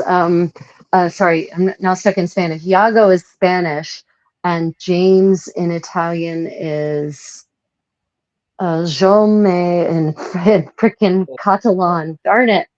Uh, Yes, there is, of course, a James in Italian. Oh my God! I swear, I hope to God he said it in his best Italian, or a Kerry accent. By the way, he would have had a bog Kerry accent, and him trying to pronounce it in Italian. I wish I was there. That was 1403 when he declared he was Italian, wasn't it? Damn it. Okay, now you've created an entire Italian block. Italian is now gone from my language library No, don't entirely. do this now. Oh, Don't do it's this gone. now. Gone, gone, gone. Gone, gone. No. Yeah, it'll be back someday. This can't be happening. It's the worst San, point as well. I wanted you San, to say it in Italian, so I'd Santiago. say it then because I have a Mallow accent, which is close to the Kerry accent. Santiago. San John. Nope, it's gone. We'll have to talk about something else and then it will come back. Yeah. No. What was it? What was it? Susan is off to bed. Good night, Good night, Susan. Thank you so much Susan. for joining us tonight. See you We were tomorrow. waffling too much and we missed out on poor Susan. You're back up at work at 5:30. Ugh, Poor Susan. terrible. Oh, happy Christmas! Happy Christmas, everybody joining us tonight. Yeah. We're talking about medieval Christmas, and also on top of that as well, Rachel, what are you What am I doing? Are doing? you finger Yes. braiding or something? Yes, I am. This is called finger loop braiding because you have loops around your Finger fingers. loop, not finger Yeah. So you braiding. have finger loop braiding because you have loops around your fingers, but that's what we call it modernly. The medieval term is just lace Mhm. making. So if you ever talk Oh, about lace, if you ever read a medieval source that talks about laces, this is what they're talking about. They're not mm, talking about frilly lacy lace. They're talking about this. mm, This is it. This is what laces were up until the 16th century when mm, it started changing. So yeah, this is a great activity. If you make your laces long enough, you can actually get a total body workout in. I call it finger lotties because you're finger loop braiding with your whole body and it's a complete workout, but it's the slowish workout. So, mm, like Pilates, but with a craft attached to it. mm. And for those who are interested in doing this, on my YouTube channel, I have a tutorial on how to make a really pretty and simple braid. If you look up Braiding Beautifully, I think is the title of the video, you'll be able to find it. It's about 21 minutes long. It teaches you everything you need to know from beginning to end. And at the end, you'll have a nice, pretty lace that you can use to either lace up a gown or to decorate something. And actually, that's where the word lace is still used in modern English, Oh, the original way. Think about what is the thing that you use to close your shoes with? it's, shoelaces. Yes, exactly, shoelaces. Oh my god, I'm so smart. Merry Shoelaces. Christmas for everyone jumping in there in the chat. Welcome, welcome, welcome. And we're also doing not just finger looping, we're also just talking about Christmas in general as well. And please tell me in the comment section, what did you get for Christmas? Or did you ask Santa to get you? If Santa hasn't gotten you it, tell us what it is there. I can't get you it because, I have no money, but, hopefully wishes come true and somebody sends it to you. Rachel, what did you get for Christmas? Nothing. Oh, I'm no. alone. I'm alone this Christmas, so yeah. Oh, no. Nope, I got nothing. Yesterday, I gave myself the gift of a traditional Minhua painting class. So Minhua painting is what is erroneously translated as folk painting in Mm, Korean, but it's called that because they mean folk in the sense of common people versus court painting. Because mm, in the Joseon dynasty, there were the court painting workshops, right? And they had a very specific style to which they were very limited. mm, And so there were painters who weren't part of that courtly painting tradition, the mm, people, the normal people, right? And they had a different style. And so I think the word folk is just a mistranslation from basically should actually mean non-court painting, mm, right? But it's a style that is really whimsical and it's softer and it portrays the world through a more beautiful lens that mm, takes the harsh edges away. And it often captures really fun folk, and this might be part of it. It captures folk tales often mm. in the motif. So yesterday I got to paint a Korean tiger that's flirting with a butterfly and a flower. Oh, So nice. it's just really cute. I made a post. If y'all want to see it, you can my post from on my travels with the Contessa channel. My daily post on my travels with the Contessa channel and Facebook stuff. You can see a picture of my little Korean tiger flirting Mm. with a butterfly and a peony and a magic Oh, mushroom. that's class. One second. I'll just pause your question there for a second, Jim. And Yep. just my brother got himself a compound bow. Oh, nice. Ooh. Those bows, do they function in wetter weathers like Vietnam and Ireland and stuff? I think it's that bow that has problems with Ireland. The wetter climates and stuff. I'm not sure. But Can't but remember why now. would they? Their composite bows are usually made of completely synthetic materials. Like Okay. there should be nothing there to be affected by Mm. moisture. Which is the name of the bow? Because I'm mixing up bows now. You're talking about a recurve bow, maybe? Is that the one? Okay. Because I know there's a bow that has problems. I'm assuming it's the Mongolians who are having problems, but they were having problems in both. The Mongolians were anyway. Were having problems both in Vietnam and they were having Yeah, problems yeah. in Their bows are recurve bows. So yeah.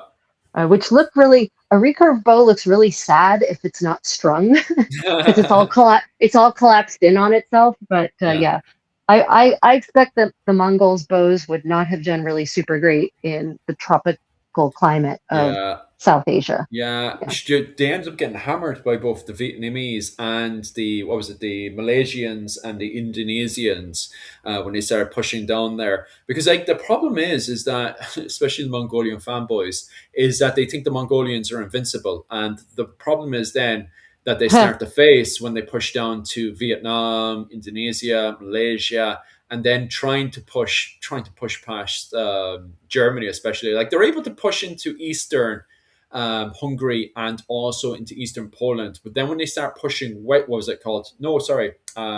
Yeah, east. So on the east side of both Hungary and Poland, they're able to quickly push through that area. But then once they start to go to the western sides, when they start to go against stone castles and also problems with the environment and trees and all that kind of stuff, that's where the Mongolian Empire starts to, find difficulties trying to push through. And it's the same thing in Vietnam, Indonesia, Malaysia. That's where you start to see massive problems with the Mongolian Empire. But then when you bring these problems up with Mongolian fanboys, oh my God. Well, I mean, here's the other problem is that the history books very rarely record in any sort of way the times that the Mongols either just peacefully took over a town because the Mm, town just surrendered, right? yeah. Or or even more rarely the times they actually lost, Mm, right? So there's a bias in the information that is actually commonly available, shall we yeah. say. You know, Um, no historian wants to write, and well, we just kind of turned the keys to the city over to our Mongol overlords and life is good. mm, Right? yeah. That's not hot copy. That's not going to sell books. Mm. Thank you so much for that donation there as well. That means so much to myself and Rachel as well. Especially Rachel has to get a ton of clothing projects up and going as well. So your donation is worth so much for us. Thank you so much. What's happening? I don't know what's happening. What donation? What are we talking about? You I can't see. have a donation of 14. I'm not sure how much that is were in dollars, but that is so much. Rachel, it was Oh, your well, thank donation you there. so much. Oh, thank you. I'm sorry. I can't tell. I can't see. I'm tied up by my laces. That's probably why Thank you you. kept the donation over. It's probably true. That's so generous. Thank you so much. I uh, really appreciate that. Thank you guys. the English Of course, longbow. now I've been distracted so often on this particular lace that it's going to have some fun Oh no. flaws in it. So actually, I'm going to put this out there to my patrons and my channel members.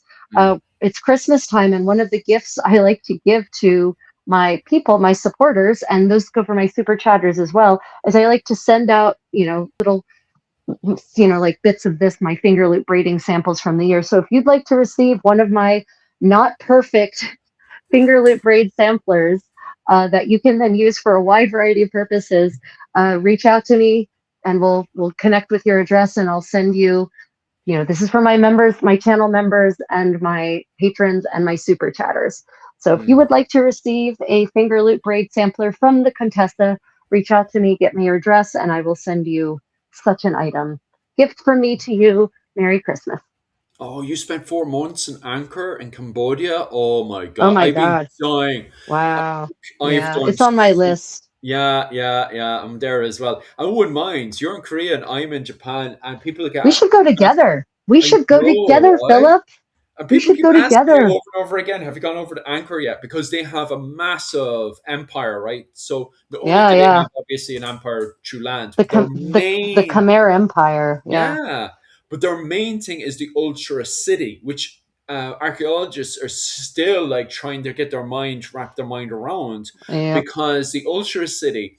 So obviously during the medieval period, you have your regular normal city and stuff, right? But this thing is up to the standard Oh, of a it's modern it's a city today, if not bigger. yeah. It's a mega city. It is. Yeah. It is the and what has been excavated is a tiny, Yes. tiny fraction of Mm. what is actually there. So I yeah, Angkor Wat has been on, and it's stupid because you and I are here for God's sake. I we're know. we're spent a lot of time in Asia, Mm. and why is it? I guess so. It's not easy to get to Angkor Wat Yeah, necessarily. Cambodia has pretty crappy infrastructure, actually. yeah. They're trying to So fix everything up as quick as they can because they're losing it. yeah, Cambodia has openly admitted right now that they're losing a whole load of money because, as you know yourself, the war kicked yeah, off recently, but they're trying to calm the war down as quick as they can. It's yeah, they were saying what's actually funny about it is that people making money both in what was it? Who did they have the recent skirmish with? Well, it tried to turn into a full blown war, but they're trying to calm it down as quick as possible. And the mm, problem is that you have politicians and warmongers in the military are trying to push for stupidity, and then you have everybody else, both politicians and financiers, are just like, "Will you calm down so we can go back to tourism again and making a lot of money? You're yeah, ruining this for the rest of us." yep, Lunatics in power, and I'm not gonna. I don't want to turn around and say, "Oh, we're better off," because come on, like in the West, we're just as bad. There's so many idiots. And oh, okay, all right, I could rant about that all day. But regardless, yeah, myself and Rachel definitely need to get out there, and there is people trying to improve the situation so tourists can get out to Angkor much more easier. yeah, So hopefully, the right people can start getting into power, and these idiots, please go into the toilet, please, and stay there. You yep. know. Yeah, because there is a lot of money people want to make right now, and you're ruining it for the rest of us. Yeah, I mean, take my tourist dollars, please. I would love to Yes, see your yes. amazing cultural sites, eat your yummy food, experience your handcrafts and your traditional culture. Yeah. Mm. Oh my God. My friend was a public health consultant. She learned Khmer. I tagged along. Oh, you are the luckiest man on the whole planet. Yeah, very, very, very jealous. Although I can't say anything. My wife is Japanese, so I'd be running around Japan doing the same thing as well. So, uh, we were. What was I talking about again? Anchor is another one. Amazing subject I could talk about all day. Mm, The only problem, actually, I'll jump over to the longbow one. The English longbow is an absolutely amazing weapon. Literally dominated the 14th. Well, I'd say the late 13th century, 14th and 15th century. And they're also investigating and looking at the effects of the longbow during the early medieval period, but they still haven't fully gone into that because they think the men of Dublin were using well, I suppose, the Welsh longbow during the early medieval period as well. So they think the men of Dublin, basically the Vikings of Dublin, were also using the longbow as well, but they're still trying to investigate and research into that one. But the longbow is definitely dominating because even the Irish are adopting going into the 15th century and the Wars of the Roses in Ireland. I have to look into of Kearns and Gallowglass, but they seem to have recorded because, as Rachel constantly highlights over and over and over again, is the records of who has what, and yeah. you can see in there that the Fitzgeralds are as quick as they can taking on longbowmen because even in Ireland, the longbow is so dominant, especially around the southeastern areas where you've got much more bigger open plains and stuff. And so the Fitzgeralds love switching between the longbow and the Kearns. They're way more effective than the full plate English Knights because the English Knights really struggle in the terrain in Ireland. But the English longbowmen are so dominant in Ireland. And they like the great thing about the English longbowmen, it doesn't take very much for them to take off their shoes and be able to quickly run through the very tough and rugged terrain. Because the problem is with leather shoes during the 15th century is that they're very, very slippery. I think Rachel could definitely agree with to that one. Yeah, they had ways of making shoes not slippery. Oh yeah. But I mean, you could put on leather oversole or wooden overshoes. There's Mm, some evidence of rope having been possibly tied sewn into the really? bottom. Yeah, so there's a couple of different options that maybe could have been commonly used. But here's the problem: is that no matter what, if your Mm. ground is boggy, it's not about the slipperiness. Those shoes are just going to get wet. They're going to get wet and they're going to Oh. chafe. They will chafe your Mm, feet. You want to talk about trench foot? Yeah, you'll get trench foot. So mm. it's not so much. I don't think it has to do with the slipperiness. I think it has to do with the fact that when the ground is just boggy, there's only so Yeah. much you can do to fight the bog. Even with Mm. overshoes, there's only so much you can do to fight the bog. And once your shoes get wet, you're going to get fungus infections. You're going to get blisters, like you can't chafing, it's going to be bad. It's going to be real bad. So I can absolutely see in those conditions, just go barefoot. Just go barefoot. Yeah. Just do it. Yeah.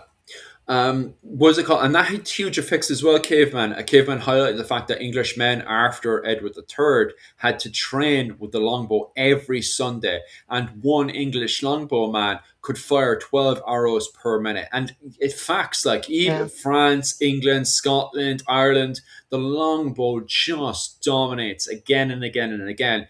And even after Richard III's invasion of Ireland around 1350, sorry, 1315, sorry, no. Sorry, 1394 up to 1399, when Richard III invaded Ireland. The very first thing that the Fitzgeralds do is invest into a whole load of longbowmen in Ireland, going into the Wars of the Roses in Ireland against the Butlers because of how effective longbowmen. So you're definitely 100% right there, Caveman, about the dominance of the English So you longbowmen. want to hear a funny story about modern day Go English on. longbow? Go modern on, go on, go on. modern day English longbow. So I think you actually mentioned at some point, or either you or one of our community members in the chat mentioned about the Yeah. laws about requiring people of a certain class to practice to train with a longbow regularly, right? Mm. Yeah, yeah. So it's been a couple of years ago. I think it was even pre-pandemic. There was Mm. a group of dumbass English students, university Oh students, no. and I don't remember if it was Cambridge or Oxford, but it was one of those two Yeah. universities. They decided to take this law to heart, and they went out and they were practicing longbow on the green, Mm. and they got arrested for using dangerous Yeah. weapons. Yeah, they got arrested for using deadly weapons, right? And they came up, their defense was, no, no, we're not using dangerous weapons. We're actually being law abiding subjects of the crown by Mm. practicing longbow on the green, as it says in this statute. And the judge, God bless the judge went and looked at the statute and said, oh, okay, well, we can't bring you up on charges of using a deadly weapon because, yes, you are abiding by the statute. However, we're going to fine you because you didn't go to mass first, as it says in the statute. Oh, that's brilliant.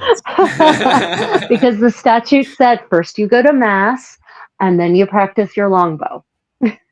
Yeah, because it would have been in the statement, wouldn't it? Right. What you did that morning and stuff. Yep. Right, Yep. right, right, right. That's very switched on to the judge. England has some Oh, they've got some wild, crazy stuff on yeah. the books. My God, it's fantastic. Now, yeah, there was a guy who pushed it. He went full plate armor into London. I think there's a law that says, the central part of London, you're not allowed to have full plate armor in. And so your man, he made a YouTube video where he went up and down the streets of London in full plate armor in these specific streets where you're not. Oh, that's gorgeous. Yeah. Looking less bad as I pay more attention to what I'm doing. Oh, Go on. wow. Our man Trump's traipsing up and down in what kind of harness are we talking? Like He was in 15th century? nice. No, sorry. Ooh, I think it was 15th century. Don't quote me on that one. Was either early 15th century or late 15th century, but somewhere in between 15th century. He was marching around the place. It wasn't, this armor was not designed for him. He was literally just wearing Oh, it just got to it. wind up the Got place. it. Got it. And he purposely went in front of the police officers and everything. And no, they didn't do anything to him. And he went up at one stage and explained what he was doing, just to get, show him that, hey, look, I'm making a YouTube video. And the police officers did nothing.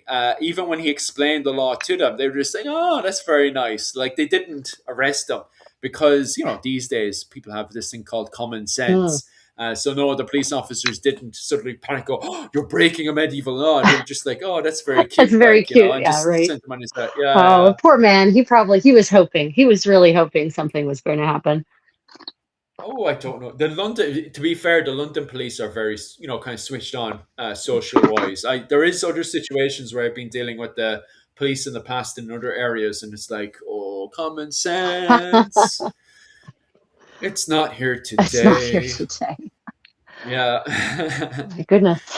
Wow, we have been going for 3.5 hours now. That is kind of crazy. Yeah. Its viewership is grand. Let me see. It's still very good on my side, like, but the comments are starting to slow down slightly. So do you want to start finishing up now, or are you good to go for another No, 2 or 3 hours? yeah, definitely not. I need to eat. I Yeah, definitely need to eat. Um, yeah. yeah, but I'd like to thank everyone for joining us today Mhm. in our Christmas crafting party medieval style special. If you're watching Mhm. this as a recording and you have questions about Bye, anything, Rachel. anything we said or did, pop them in the comments. We'll Mm, leave it open for a couple of last comments or last questions. Um, if anyone mm. has any last medieval Christmas related comments, go ahead and pop them in and we'll answer them before we sign off. But I just like to remind everyone that Philip and I have started a new collaboration. We're going to be making a 15th century Irish ensemble, as would befit a nobleman of the Irish Earl. So we're specifically James McThomas. Is that or Sean? Sorry, Seamus McThomas. What's his name? Yeah, What so what yeah, close what enough. name We call are him Seamus Mac. name are we calling him this today? Seamus McThomas is Okay. actually the direct Anglo name for it. So you're actually right, to be honest with you. It's not the Irish pronunciation, but Seamus McThomas would be close enough. Well, I don't want to butcher the Irish, so we'll go with that. Anyway, he was the sort of second half of the 15th century Earl in Oh, thank Ireland. you so much for that. And oh well, thank you. Oh, thank you, Tanya. I really appreciate that. Mm, thank you so much. Appreciate that, Tanya. And we're recreating this ensemble. And if you would like to actually see this 15th century Irish nobleman's ensemble based on as much primary source evidence as we can and have mustered, if you would like to support the realization of that ensemble, we're accepting donations on GoFundMe to cover the cost of materials and labor because it will be a big project working from the skin out to make sure Philip Mm, actually has clothes that look right in these live streams. So he no longer has mm, to hang his head in shame no.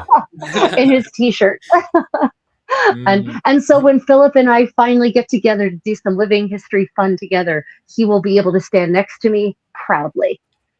So yeah. when did the Christmas goose start? Last question. When did the Christmas goose Oh, start? Christmas goose? So goose has I have no so idea. in the Middle Ages. In the Middle Ages, I don't know when it started. When it was just the Christmas goose, when that became the thing. I kind of feel like maybe that's as Christmas stopped being a big 12-day endless feast.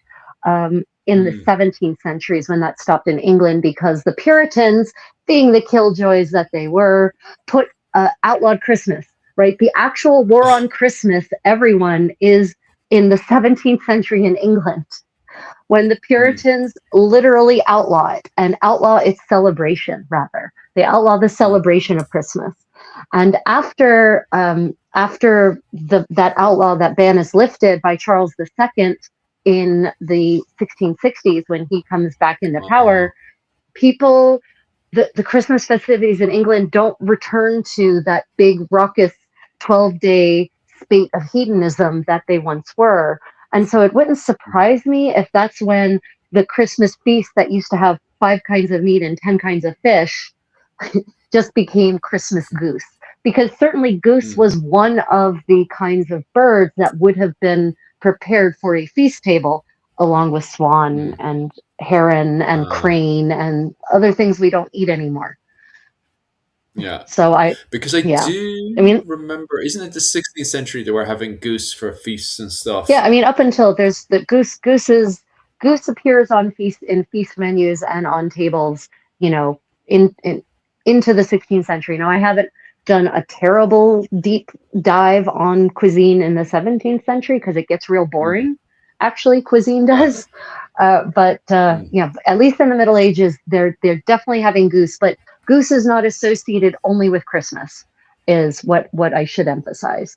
Now, the reason mm, that Christmas in general is associated with meat is because that's the end of the agricultural cycle, and animals that couldn't, if they didn't have enough to feed animals through the winter, they would slaughter them mm. now so that they could, preserve their meat, eat and or preserve their meat. Goose, geese, Oh, yeah. geese, however, are usually not something you need to slaughter so that they can survive. They usually do pretty well for themselves. So Mm. yeah, but goose being associated specifically with Christmas, I suspect that's a post medieval development. Ah. Yeah. Yeah, seems fair enough. Other than that, make sure to definitely pop over to the Patreon. Seamus McThomas, we're putting together his outfit. So we're going to put together an Irish outfit of the 15th century. So that's what the GoFundMe is, to raise an Irish medieval outfit for me. We're doing insanely super well right now. So definitely keep the old donations going and flying over on GoFundMe. Just type in, if you haven't, the link should be in the comment section below. If the link hasn't gotten through, just go to GoFundMe and type in help recreate a 15th century Irish ensemble. And it's doing super, super well right now. So definitely pop on over there. Other than that, that's pretty much me finished for the week. I will not be back until about 2 weeks from now when I be over on the Patreon, where I will be covering classes on 13th century Ireland. So after the new year, a week after that, I will be covering 13th century Ireland. Rachel, what's your plans for the upcoming Oh, I'm going weeks? to be live streaming almost every day. So, Oh, nice. but for those of you who are watching me on Twitch or Facebook, I will often only be live streaming on YouTube because I have better sound equipment when I only stream on YouTube. Uh, So, all so I right. recommend you following me there as well if you want to keep up with all of my live streams. And everyone, for Philip and me, I'd like to remind you, I hate that we have to say this, but welcome to our world. You might need to check your notification bell if you would like to be notified Yeah. when we roll out new content. When we go live, then you need to make sure that all is clicked under when you click on the notification bell. Make sure all is clicked. Otherwise, it will not let you know. It just won't. It just will not. Right. Yep. So otherwise, The I will joys. be going live pretty much every day. Just keep an eye. Go check out the schedule. I'll be after this. I'm going to go and just schedule everything out and put it on my calendar and that sort of thing. There'll be medieval cooking parties. There'll be medieval crafting parties. I might do a dance reconstruction party. I don't know. We'll see. It'll be something interactive as it always is with me. And one last time, if you are one of my channel members or patrons, or you've given me super chats, reach out to me in any way you can find me. And if you give me your address, I will mail you one of the many practice finger loop braids that I have accrued over the years as a thank you from me to you for your support. So yeah, otherwise, Merry Christmas, everyone. Merry Christmas, everybody. And other than that, slán go all you. See you later. Stay Bye. Bye, creative, bye, bye, bye, everyone. bye, bye.